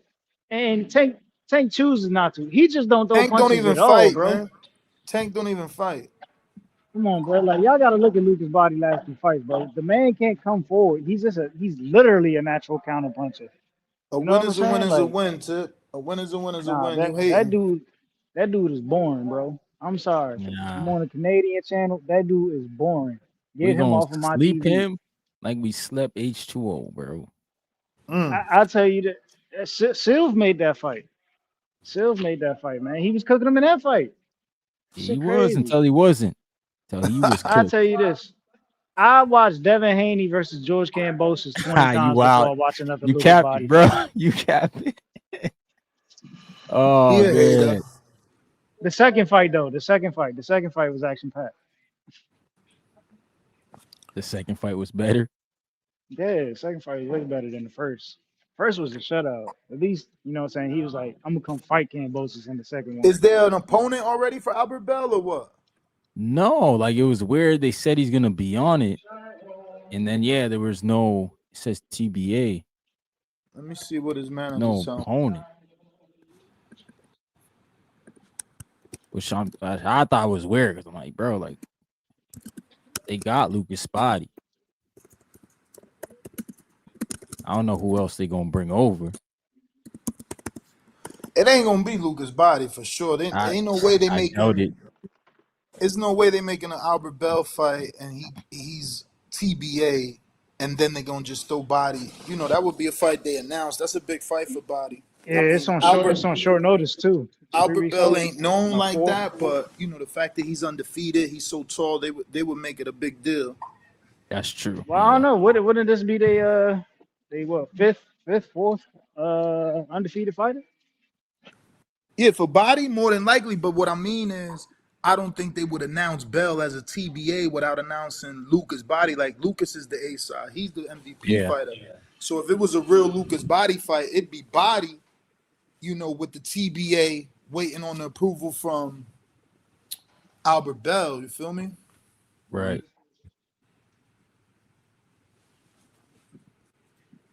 Yeah, what the hell? They wildin', man. Yo, man, this man Tio's not gonna fight Shakur. This Why shit's not? wild. Yeah, man. We waiting Bro, on you that. don't see what he Pacquiao posted? fight. Yeah. What he posted? I ain't been looking.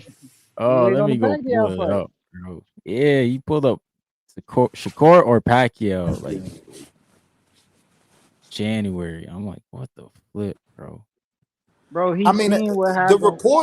reports were saying that the fight was close to being done. Yep. I think it is. They went silent for a while. I'm talking about Tio Shakur. Yeah. Yeah. I think that fight's happening, bro. Man, I hope Tio. it does. I hope it does Shakur should too, have man. fought Subriel, man. He should have fought Subriel, but hopefully he goes into the Subriel next. This fight does nothing for Teofimo.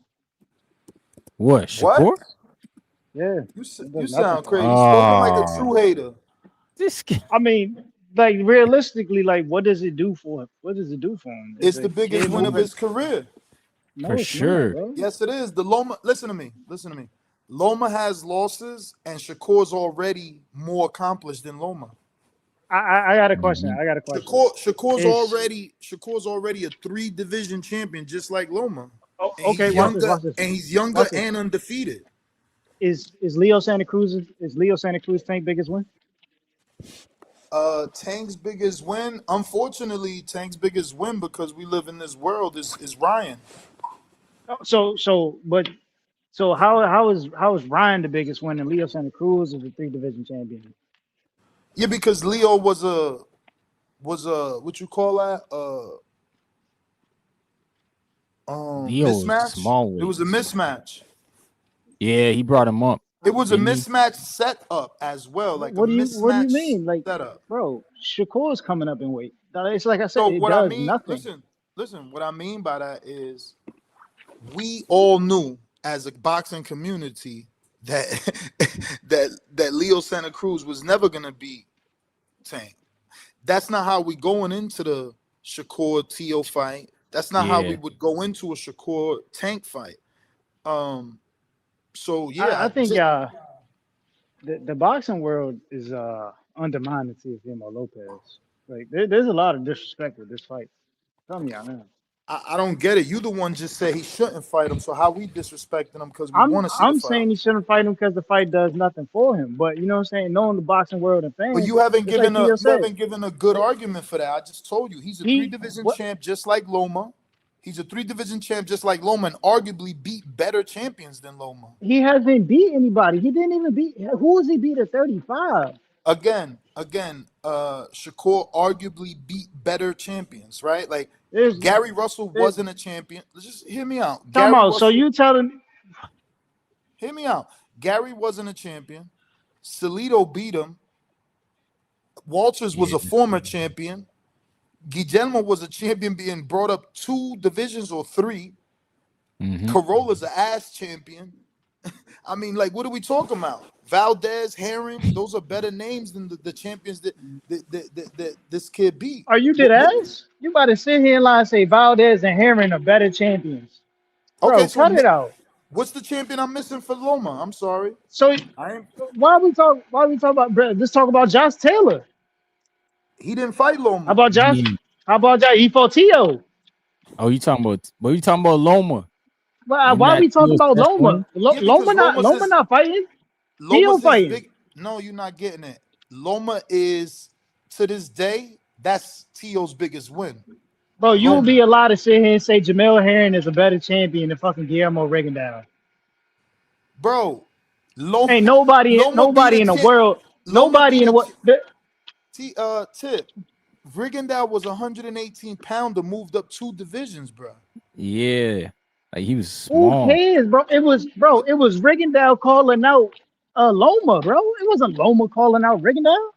Exactly. Rigondeaux wanted an opportunity, and they proved him that he can't do it. How do you get credit for a handicap match? Like, he's moving up 3 divisions. We already think you're gonna win. He's daring to be great. If he doesn't win, he dared to be great. But you supposed to win. Bro, y'all basically saying this is a handicap match. This is what you're not understanding. Like, this is a dude who's coming from 126. He's moving up to his 4th weight class against a bigger dude in opposition in Teofimo Lopez, who's arguably done more in his career than Shakur when it comes to the level of competition. Yeah. Like, come on, bro. Tio's done more because he's beat 2 great champs, right? Or very well accomplished champs. You know, Loma and Josh Taylor. But like Richard I Comey said, too. Like, bro, we talking about best wins, bro. That's why I said, like, if he beats Shakur, that would be his. That greatest Comey wins. win is just as good as the Heron win. Oh, you No, you're not. disrespect. No, you're not getting it. You still trying to go champion for champion, bro. You missing what I'm saying. I'm just simply saying if he beats Shakur, that is the biggest name on his resume. There's no other fighter that's better than Shakur on his resume. When he beat Loma, Loma already had a loss. After he beat Loma, Loma went on to continue to lose. Josh Taylor is retired.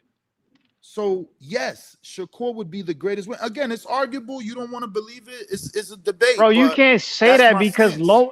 Loma had only lost his first fight. What was the second fight? First fight. Second fight. It was his first. He only lost his second fight into his pro career. Like, bro, no, you can't do that. Because by after that, the nigga. Of course you could Loma, do that. He lost to a Loma, champion, bro. Loma became what? Yeah, A three division champion. Well, Loma became a 3 division champion, right? Like, come on, bro. No, y'all, no, you're wilding. You're wilding. He became a 3 division champion, bro, and with better wins on his resume. Yo, y'all are tripping, man. Damn. So you think if T.O. beat Shakur, because Shakur could still go on to have a better career than Loma? Like, he still got Chad, talent. I don't know what Chad is talking about, but it does work the same for Haney. Haney's biggest win is Loma, but it can easily change. It can easily change because Loma had 2 losses. Right. It can easily change if you beat someone better. I would say the same thing if Devin fought Shakur. That's his greatest win.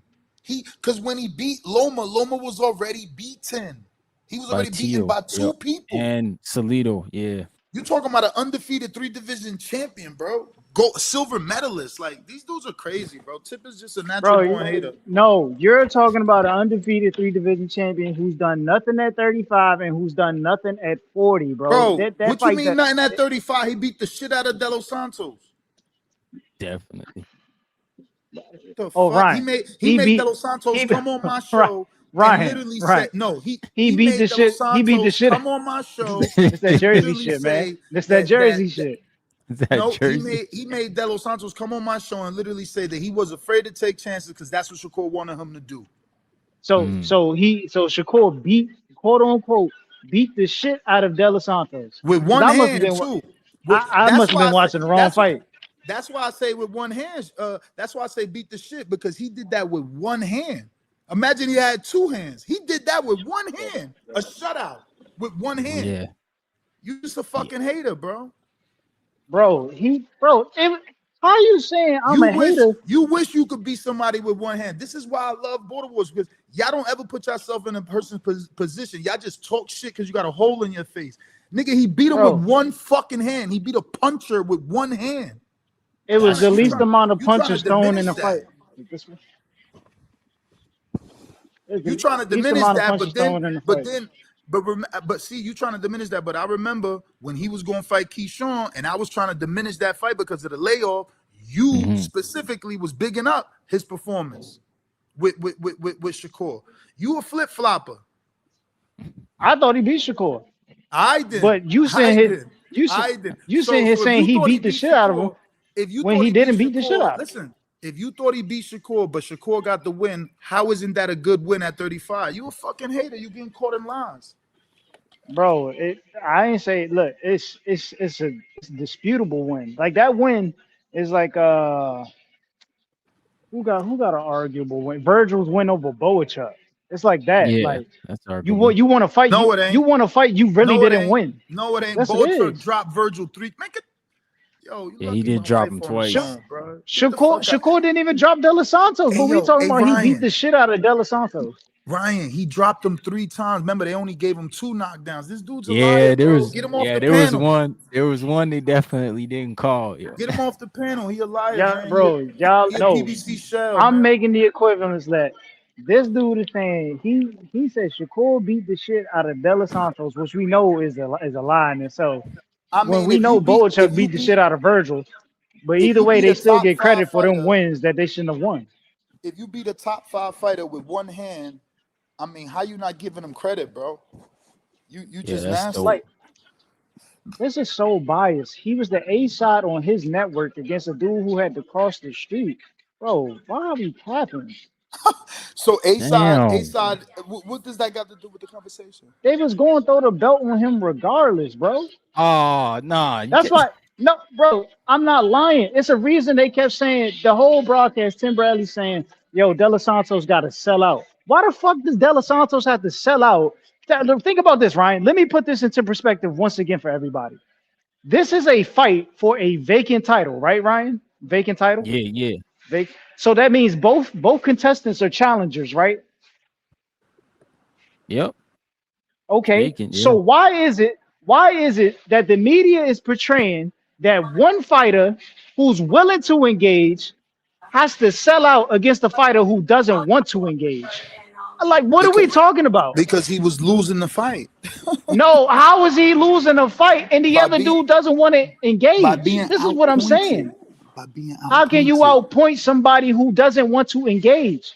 Bro, get this dude off the panel, bro. But you gotta See, cut the ring off, you man. Force him to no, fight. no, y'all not answering the question. How do you outpoint somebody that doesn't want to engage? Because he Like, landed. think He about landed it. more than De Los Santos. How can you land something and you're not engaging in combat? Yo, you really was blind if you saying he wasn't landing punches. Oh man, y'all are terrible. Yo, De Los Santos threw more jabs than Shakur, and then once again, when we go to bullshit ass CompuBox, it'll say else. Yo, De Los Santos fighting in Oh, DR, man. man. Let's move on. Look, Yo, watch he the fight is, for yeah. yourself. De Los Santos fighting in DR, man. We don't want to talk about that shit. Let's move Yeah, on. for him and his brother fighting on the same Shakur card, got a man. real fight with It's Tio. cool. De Los It's like I said. Santos got kicked off of PBC. That's Y'all crazy. go ahead. Y'all go watch the Shakur fight party, man. I'll be waiting. I won't be there, but Shakur yeah, versus Tio. Shakur versus Tio fight party status. you is not going to fight party for that, bro. Cut it out, man. That fight wouldn't even make it to Vegas. What? He You Bro, the don't man think so? can't. Well, Bro, they said Shakur. New York, so They already say Tio can't sell, right? Shakur can't even sell. Shakur What can't time sell is it then? tickets. He's not a ticket seller. damn. Disrespecting that I ain't man. got a capital. I ain't got a capital. It's the reason they keep putting him in Jersey. He don't sell tickets. Hey, Come on, Ryan, bro. I gotta go, all right? Yeah, man. Thanks for stopping through, Appreciate man. y'all. Appreciate you All too, right. Nesta Gibbs. Yeah, man. Think about this, bro. Shakur, like you're throwing him on undercards. Like, why are you throwing him on undercards, bro? Like, it doesn't make sense. It doesn't make. He's a 3 division champion, right? He's supposed to be the hottest thing since fucking Floyd Mayweather. But you got him fighting on the undercard of Artur Beterbiev and Dimitri Bivol. All right, man. Hey, You think Floyd would ever do that? hey, he's not Floyd. But hey, that's what they want to compare him to. I mean, yeah, that's what they do. But yo, we got Joey Spencer who's gonna come on the show in a bit, 15 minutes or so. If you want to drop your questions in the member section for Shout out Joey to Joey, Spencer. man. They did my boy bad with that Tim Tszyu fight. Ah, As man. a former champ. Yeah, Tim Tszyu is, man. He said this, that tank shit. That's wild, bro. Oh, was I on? No. I think I was on Johnny's show the other night, man. I was telling people, man, listen. That pound for did you talk about those pound for pound rankings? Which one? The super welterweight ones? Yeah. The new ones? Yeah, I didn't talk about it. Do you have a photo of? We can talk about it right Yeah, now. I'll pull it up. I want to go over it. I'm not by my phone. Just read me the names off. I do know Virgil was at number 1. I think Fedora 2. Bakr, Yeah, not Bakr. Virgil. Israel 3. Which is 4? crazy. Who's number 4? 4 is I think it's Bakr. Bakr's 4. All right, let's see here. Let's pull it up. Ugh. I know Lubin is 5. Lubin's 5. Yeah, Lubin's at 5 on the list. All right. Yeah, you got Abasca, Virgil 1, Fedora 2, Majimov 3, Bakram 4. Yeah, Lubin's 5. Yeah. Sanders 6, Boots is 7, 7. Adams is 8, Ramos is 9, and Abbas is 10. That's All right, so check this out. Virgil Ortiz being number one on this list is the most diabolical shit It's I have nasty ever work, seen. bro. It's the most diabolical shit I've ever seen. The dude has never won a title at any point in his career at any weight Yeah, class. For him to even be considered being ranked that high on a pound for pound listing, right? Like he's I never beat agree. a current champion. Like it's insane. It's insane. All the former champions he's beat, with the exception of Israel Majumov, have been fucking 40 pounders. Like, what are we Mhm. doing here? What are we doing? How was Virgil Ortiz number one? Like his biggest win thus far at 54 is against Israel Madrimov, who lost his first title defense at 154. Once he got elevated to champion to Terrence Bud Crawford, he arguably had two bad fights against Michael Soro. This is nasty. This is nasty. And also, he has a controversial fight with Sergey Bohachuk, who Brandon Adams beat Yeah, decisively in both bouts. How are you yeah. ranked higher than Brandon Adams? It doesn't make sense. It doesn't make sense. Let's move on to number two on the list. Number two. Sebastian In my Pandora. opinion, in my opinion, number two should be number one. Number two should I be number agree. one. He's got wins over Tim Zul. He's got wins over Erickson Lubin, who Virgil Ortiz is currently about to face. You know what I'm saying? And he's sitting at number five on the list. That Mhm. says a lot in itself. You know what I'm saying? And also, he's a former unified champion, the only other former unified champion currently at 154 pounds, outside of Jamel Charlo, who's currently inactive. Oh, he's Like, not what are we unified doing? anymore though. Yeah, he's not unified, but it's still it Yeah, holds but that he merit, was bro. the closest thing for sure. Yeah, Yeah, the than merit any of the other holds. The merit guys. Yep, holds. Yeah, so I that's think a fact. Fundora should definitely be number one. That's blasphemy. Number three on the list. In, Madrimov. insane, insane. Turkey, Turkey, Turkey must have made this shit, man. Turkey must have made this shit. I like. Who did he beat? Who two of his biggest fights he Yeah, lost. He lost his two that's biggest true. fights. All to do is moving up in weight. Like, how are you number three on this list? It doesn't make sense. It doesn't make sense. Like, we got to do better. I don't like me personally, man. Me personally, this dude shouldn't even be on the list. He shouldn't even be on the list. I don't know how Madrimov, he makes this list. He not even shouldn't even 10. be on the list. Not Dang. even 10. Not even 10. Respectfully. Uh, yeah, man. Number four, we got Bakram Murtazalia, right? Hmm. Bakram, he's too high for me. He's too high on the list for me. I need to.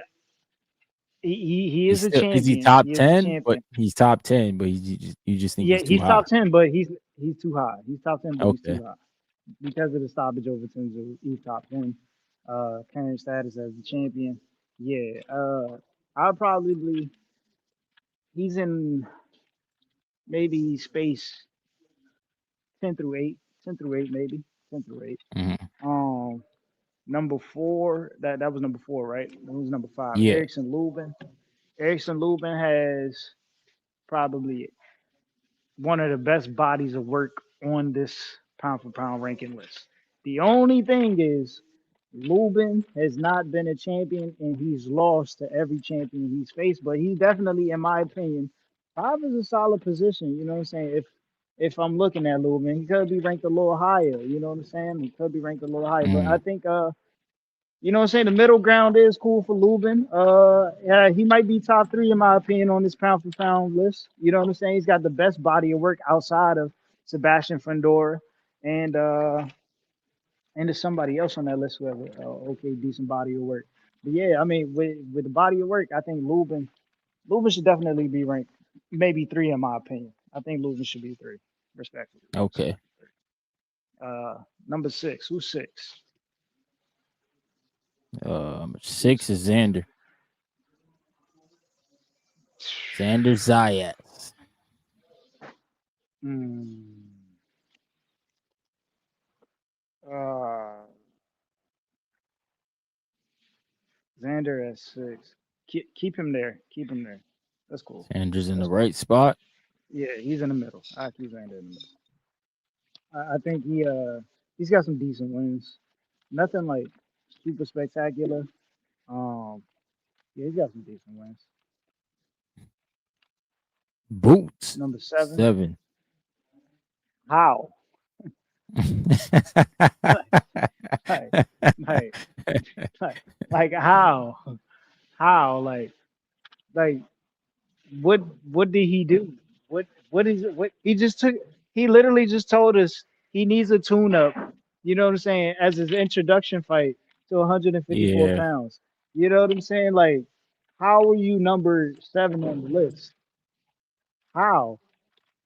It doesn't make sense. Another guy, take him off the list. He shouldn't be on the list. Why are you there? Why are you there? Moving on. Who's number 8? 8 is Brandon Adams. Bump him up, bro. Bump him up. I put him a little bit above. What's my boy Xander? I probably put Brandon Adams at 5. I put Brandon 5. Adams at 5. Yeah, maybe 5. 9. I don't even know why he's here. Jesus Ramos. I feel like he's already scheduled to fight at 60. Yeah, I think he is moving up, but I mean, if we all talking in the meantime, 9, he's got to win over. He's got some quality wins, man. He's got some quality wins. Put him at 7. Put him at 7. Put him at 7.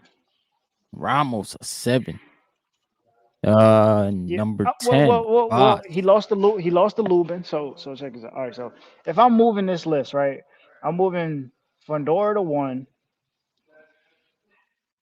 All right, Tips, hold on the list here. I got my guest coming in, man. I'm gonna slide you down for a bit. Going on, Joey Spencer in the building. Hey guys, how's it going, champ? I'm good. How are you? Good, man. Good, man. You staying active? I know you just had a fight. Yeah. Yes, sir. How's that going? Staying active. It's good. It's good. Yep. I got a fight, comeback fight, probably 2 months now ago, and it went well. Got back in the win column, and yeah, I'm feeling good. Yeah, man. So you've been at your career around 54 for a while now. Are you thinking Yes, of sir. moving up, or is that where you just? Nope. I'm you're moving good down. there? I'm moving down. I'm moving to Oh, 47. moving down. Yes, Okay. sir. Yeah, I'm moving down. Yep, I took the last fight at 52 because I have been at my whole career has been at 54 since I turned, and I've always kind of been in between. But then once I got to the point where, doing this 22 times, 22 weight cuts, got to the point where it was going, just figuring everything out and figuring out the weight cut and how my body works and the best, methods that work for me. It got to the point where it was really almost too easy to make 54 the last few fights. So we decided to move in that direction. And my next fight should be at 47. So I'm feeling good at the weight, and I've lost about 10 pounds of real weight. As far as my walking around weight is now 10 pounds lighter than it was before. So I'm feeling good. Wow, man, that's good, man. You usually don't hear about guys moving down. So I mean, but yeah, you said you're making the weight easy. So if that's the case, why not? So you said your next fight's gonna be at 47. When are you guys looking to get back into the ring? We're looking at December, January to be back in the ring. That's what we're looking at right now, kind of putting together the pieces for my next fight. And so yeah, we're moving in that direction and getting back in the gym and working, and I'll be ready. I'll be ready for what ends up coming. Nice. What ends up coming about for my next one. Yeah, for sure, man. Danny Garcia, he's fighting this weekend, the farewell tour. You got to fight with the PBC, so I'm sure Danny, you got to see a lot of fights with him. Yeah. What are your best memories of Danny Garcia? Man, I've been watching him my entire life, and kind of getting ready for, or just thinking about this interview, being about his fight, and started thinking about that. I've been watching him since I was, younger, 14, 15, and seeing him win his, come up and win his first titles. And then I was actually, my pro debut was on the Garcia Rios card. It Okay. was in Las Vegas, and that was my debut. So that's a great memory for me, being able to do that, and see him, and see him fight, and get that knockout. He's thinking about him coming up on, this is supposed to be his farewell to Brooklyn, and I don't know if this is his last fight, but you know it's probably getting close from the way that he's talking, and just he's really put together an amazing career, and he's been someone that guys like me can look up to. Um, and he's been one of those guys that's really been willing to fight anybody. Even going back to when he fought Lucas Matisse, and I remember watching that fight, and being a huge fan of Danny, and seeing him win that fight when Lucas Matisse was, the boogeyman. He was Yeah. really the boogeyman that Danny was fighting at that time, and he took that fight, trying to be great, and he won that fight, and I felt like that fight really put him on the map as like a real, you know, somebody that was at the very, very top of the sport. And he's just kind of represented that the entire time, even with his fights with Porter, his fights with Thurman and Errol. Those are all, no one had to really chase him down to make fights, and he was always extreme, even in those fights that he lost. The Porter and Thurman fights were razor thin, Mhm. the Errol fight, Errol being the monster that he is, he still did great in that fight too. So he's put together an amazing career, something to be, I feel like he's going to be really proud looking back when he does retire. Yeah, absolutely, man. Yeah, Danny. I would say it was the Matisse's fight for me too. That I Yeah, was like, oh yeah. man, he's one of the superstars. Man, he did it. Yeah, made him a superstar for sure. Yeah, that was definitely the fight. So it's going Yeah, down in Brooklyn. The guy's not even from New York, and he just sells out the Barclays. yeah. Why do you think it's so easy for Danny Garcia? Like he's so likable. He's a likable guy. He is. He's just a likable guy. He I feel like he's one of those guys that there's not really any BS involved with his persona or in his career in general. Like I said, he's got a great personality. He puts on the fights the fans want to see, and when he shows up, he fights hard every time. And win, lose or draw, that's something that the fans are going to want to watch. And then you've got his Puerto Rican heritage. I feel like that plays a big role in his support in New York. And you put all those pieces together of who he is, what he represents and where he's from, as far as where his family's from, and you've got a superstar, like we said. So I think that's what it is, man. There's no BS involved. So he's got his endeavors now with Swift Promotions. Obviously that Yeah, looks like the yeah, retirement plan. Do you think yeah. he's gonna be around for a while doing that, or you think I he'll think let so, man. somebody That's else something ride that that you ship? really, I don't know, man. I mean, the boxing business is a tough business. Anybody who talks about getting into it, only a few last. We've got a few big names in the sport that have kind of been around forever when it comes to the promotional side of things. But one thing about Danny that I've looked up to even from the time that I was a kid is the things that where he puts his money in the businessman that he is outside of the ring.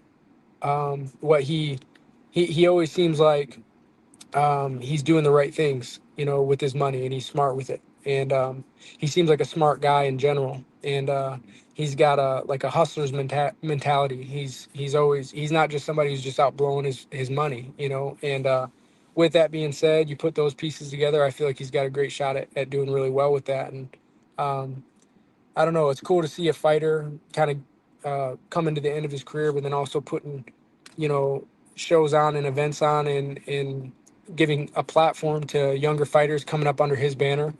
I feel like that's kind of the best way to go out.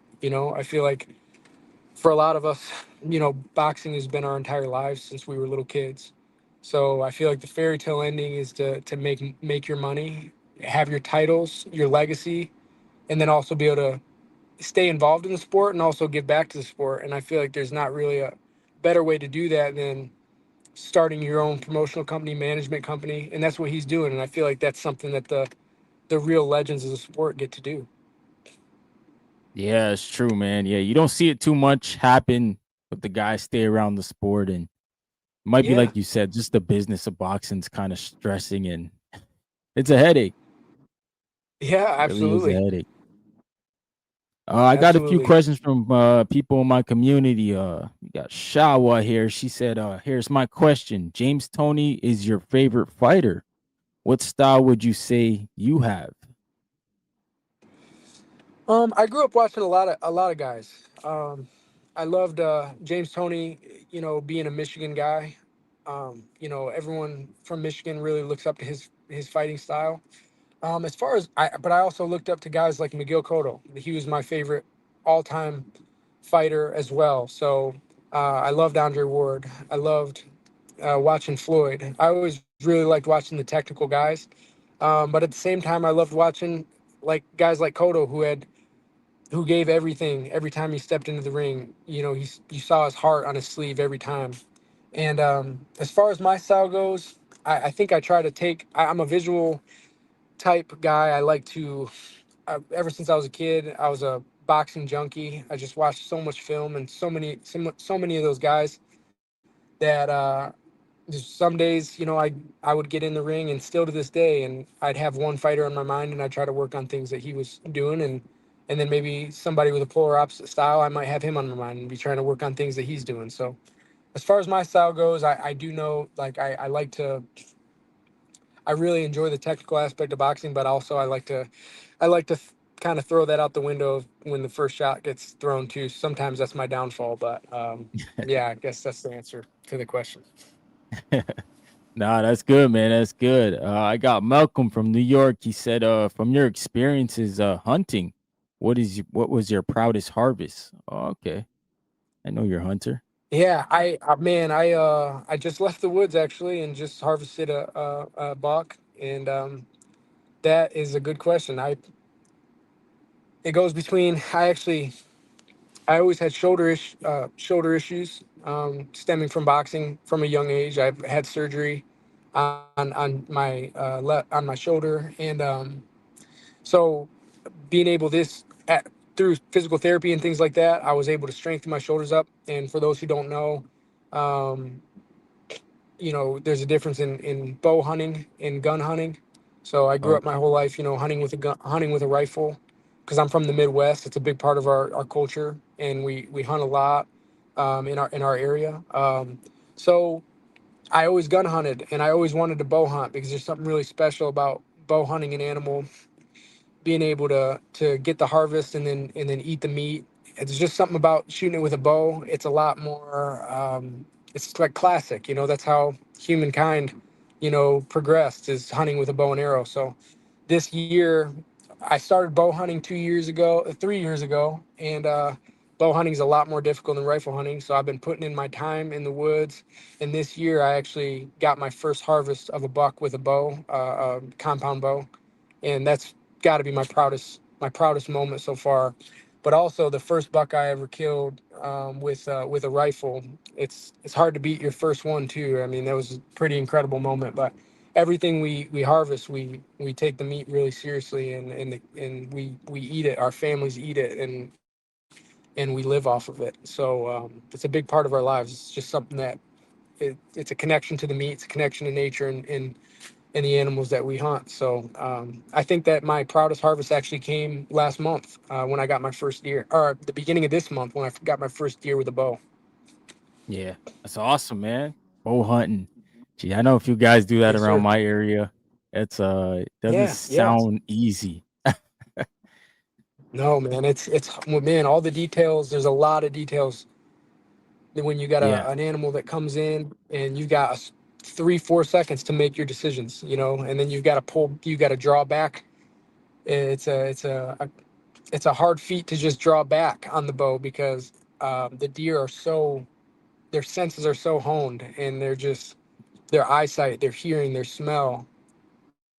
It's very hard to get pulled back, let alone to put on or to put a well-placed shot on the animal so that it's a quick death. All those things that come together, it does make it hard, but it's very rewarding. Yeah, man. And yeah, for your career, man, you're still young, 25. Got lots of fights, man. Yes, sir. You think you got lots of more fight left in you, or is this like your last run at 47 here? No, I feel like this is almost like the rebirth of my career. I feel like I've been on some big stages. I fought, former world champion, the fight before last, fight before my comeback fight in Australia. I fought Zoo, lost that fight, had a bad night, and I felt like that was when I reflected on that fight and when I decided to move down to 47. I felt like it was the right thing. I didn't know necessarily how it would be because I knew I needed to make some a change in my weight, my overall weight, as far as the weight that I walk around at. Maybe some training differences, less on the weights. Weightlifting has always been a big part of my training. Less of that. Now that I'm where I'm at, I feel like this is the start of the better part of my career. I'm 25 years old. I feel like I've got a good 5, 6, 7 years left, and I feel like this is going to be the best part of my career. Um, Kind of coming back, like I fought not the same thing, but there is a lot of parallels to the hunting and to basically anything that's hard. And hunting's been something that's always been important to me. And that last 3 years that I've been putting all the pieces together to be able to have the experiences needed to be able to be successful. I feel like I started young. I turned pro, Danny Garcia undercard when I was 17 years old. Now I'm 25 years old. I feel like I'm going to reach the point, and I'm reaching the point where my experiences are going to meet my physical ability. Also, being in the right weight class, I feel like putting those things together, I feel like this is going to be the part of my career that I'm going to really be able to push through and break through into what I'm able to do. So I'm looking forward to it, and that's where I'm at right now. That's awesome, man. And do you have any particular direction, like any sanctioning body where you guys are gonna chase down, or is it just, hey, man, whoever's in front of me right now, gotta take him out? Man, I feel like because of the where I've been, like my last fight, was a title eliminator. I had gotten the call to fight Sebastian Fundora at 54. I didn't get sanctioned for that fight with the WBO because I wasn't ranked in the WBO. They ended up Okay. putting the Tim Tszyu thing on the table for me to fight him, and then the idea was the winner fights Fundora. He went and fought Fundora afterward. I feel like where I'm at, moving down to 47, I'm one or two good wins away from being able to be in the title picture. I still work with PBC. We're talking, and we're talking about my next fight right now. There's been some names, about some fights to put me in that position that started right after the Zoo fight. And my last fight was actually just to get down and fight at 52, kind of in between the 54 and 47. And so that was the purpose of that. And I feel like I'm a couple wins away. I feel like I need to get the right names in front of me. Ramos. My first loss was the Jesus Ramos. Was my first top 10 fight. He was ranked number 5 in the WBC at that time. I lost to him. Fighting his younger brother or his older brother is something that Right. I feel like would be a good fight. Just being the fact that I lost to his younger brother, and then also he's a great name and he's got great experience at 147. So I would like to get a fight like that, and I feel like that would put me in a good position if I win that fight to be able to go forward and accomplish my goals of winning a title. Yeah, especially because That's something that I have on my mind. Yep, yeah, world title, world title. Okay, that's where we're of going with course, that. of course. That's good because it seems like there's 2 titles in PBC. Barrios and Rolly Romero. So Yep, definitely can yep, achieve that for sure. yeah. I'm not stopping till we reach the ultimate goal. So that's what we work hard for. That's what we're in That's the game awesome. for. And where do you train at in Michigan again? Yeah, I train. I'm in the Flint area. I grew up I'm still about 15 minutes from Flint, hour from Detroit. I train in my hometown, which is Linden. We have a gym there. We have a gym in Flushing, which is in the same area. So we and then we travel all over for sparring. There's some really talented fighters here in Michigan. A lot of them lesser known, but there's a lot of good talent here in the amateurs and the pros. So that's where I live and train. I've got a family. I've got kids. That's where we've got our roots planted, and that's also where I train here in Michigan, where I grew up. So It's awesome, man. Did you ever travel much for sparring, or do you feel like I got enough guys in the area who can cover that? I've got a lot of good guys in the area, but we also travel for sparring. Yeah, I've traveled. It's been a bit, but I Vegas, California. We're planning on making a trip here in the wintertime. Leave here for the wintertime and we're hoping to go to Vegas or California for some sparring. And that's a really important thing, I feel like, to go out and get with some good names and good pros. And so we're planning a trip right now to go out to the West Coast to get some good sparring. Nice, man. Sparring's so important. But yeah, I know out there in Detroit, Michigan area, there is, like you said, a lot of great boxers, great gyms. Oh, really? There really is. There really is. Yeah, man. So if you want to let the people know where they can find you, Joey, I'll let you get going with your day, man. Yeah. At Joey D. Spencer on Instagram, Joey Spencer on Facebook. Those are the two places I'm most active on social media. So yeah, give me a follow. Yeah, hit Joey Spencer up. He got a fight coming up soon, and he's moving down to 147. So I can't wait to see how this all plays out, man. Yes, sir. Thank you so much for your time. I appreciate it. Thank you for your time, brother. Peace. Have a good one. That's Joey Spencer, yo. Obviously the top contender, guy who's fought Tim Tszyu, been in the ring with Ramos, been in the ring with some of the top guys in and around boxing. He said he's going from 154, which he's been at pretty much his whole career, to 147 because it's easy to make. So shout out to him for that, man. Coming through and showing love to Boxing Talk Up North and the whole community.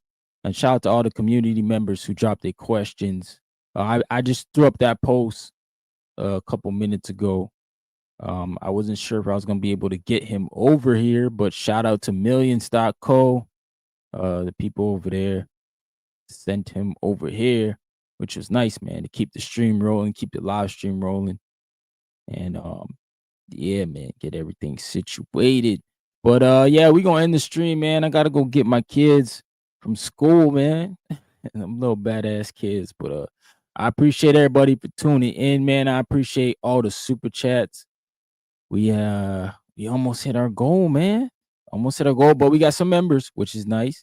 Shout out to David Garcia. Shout out to WP.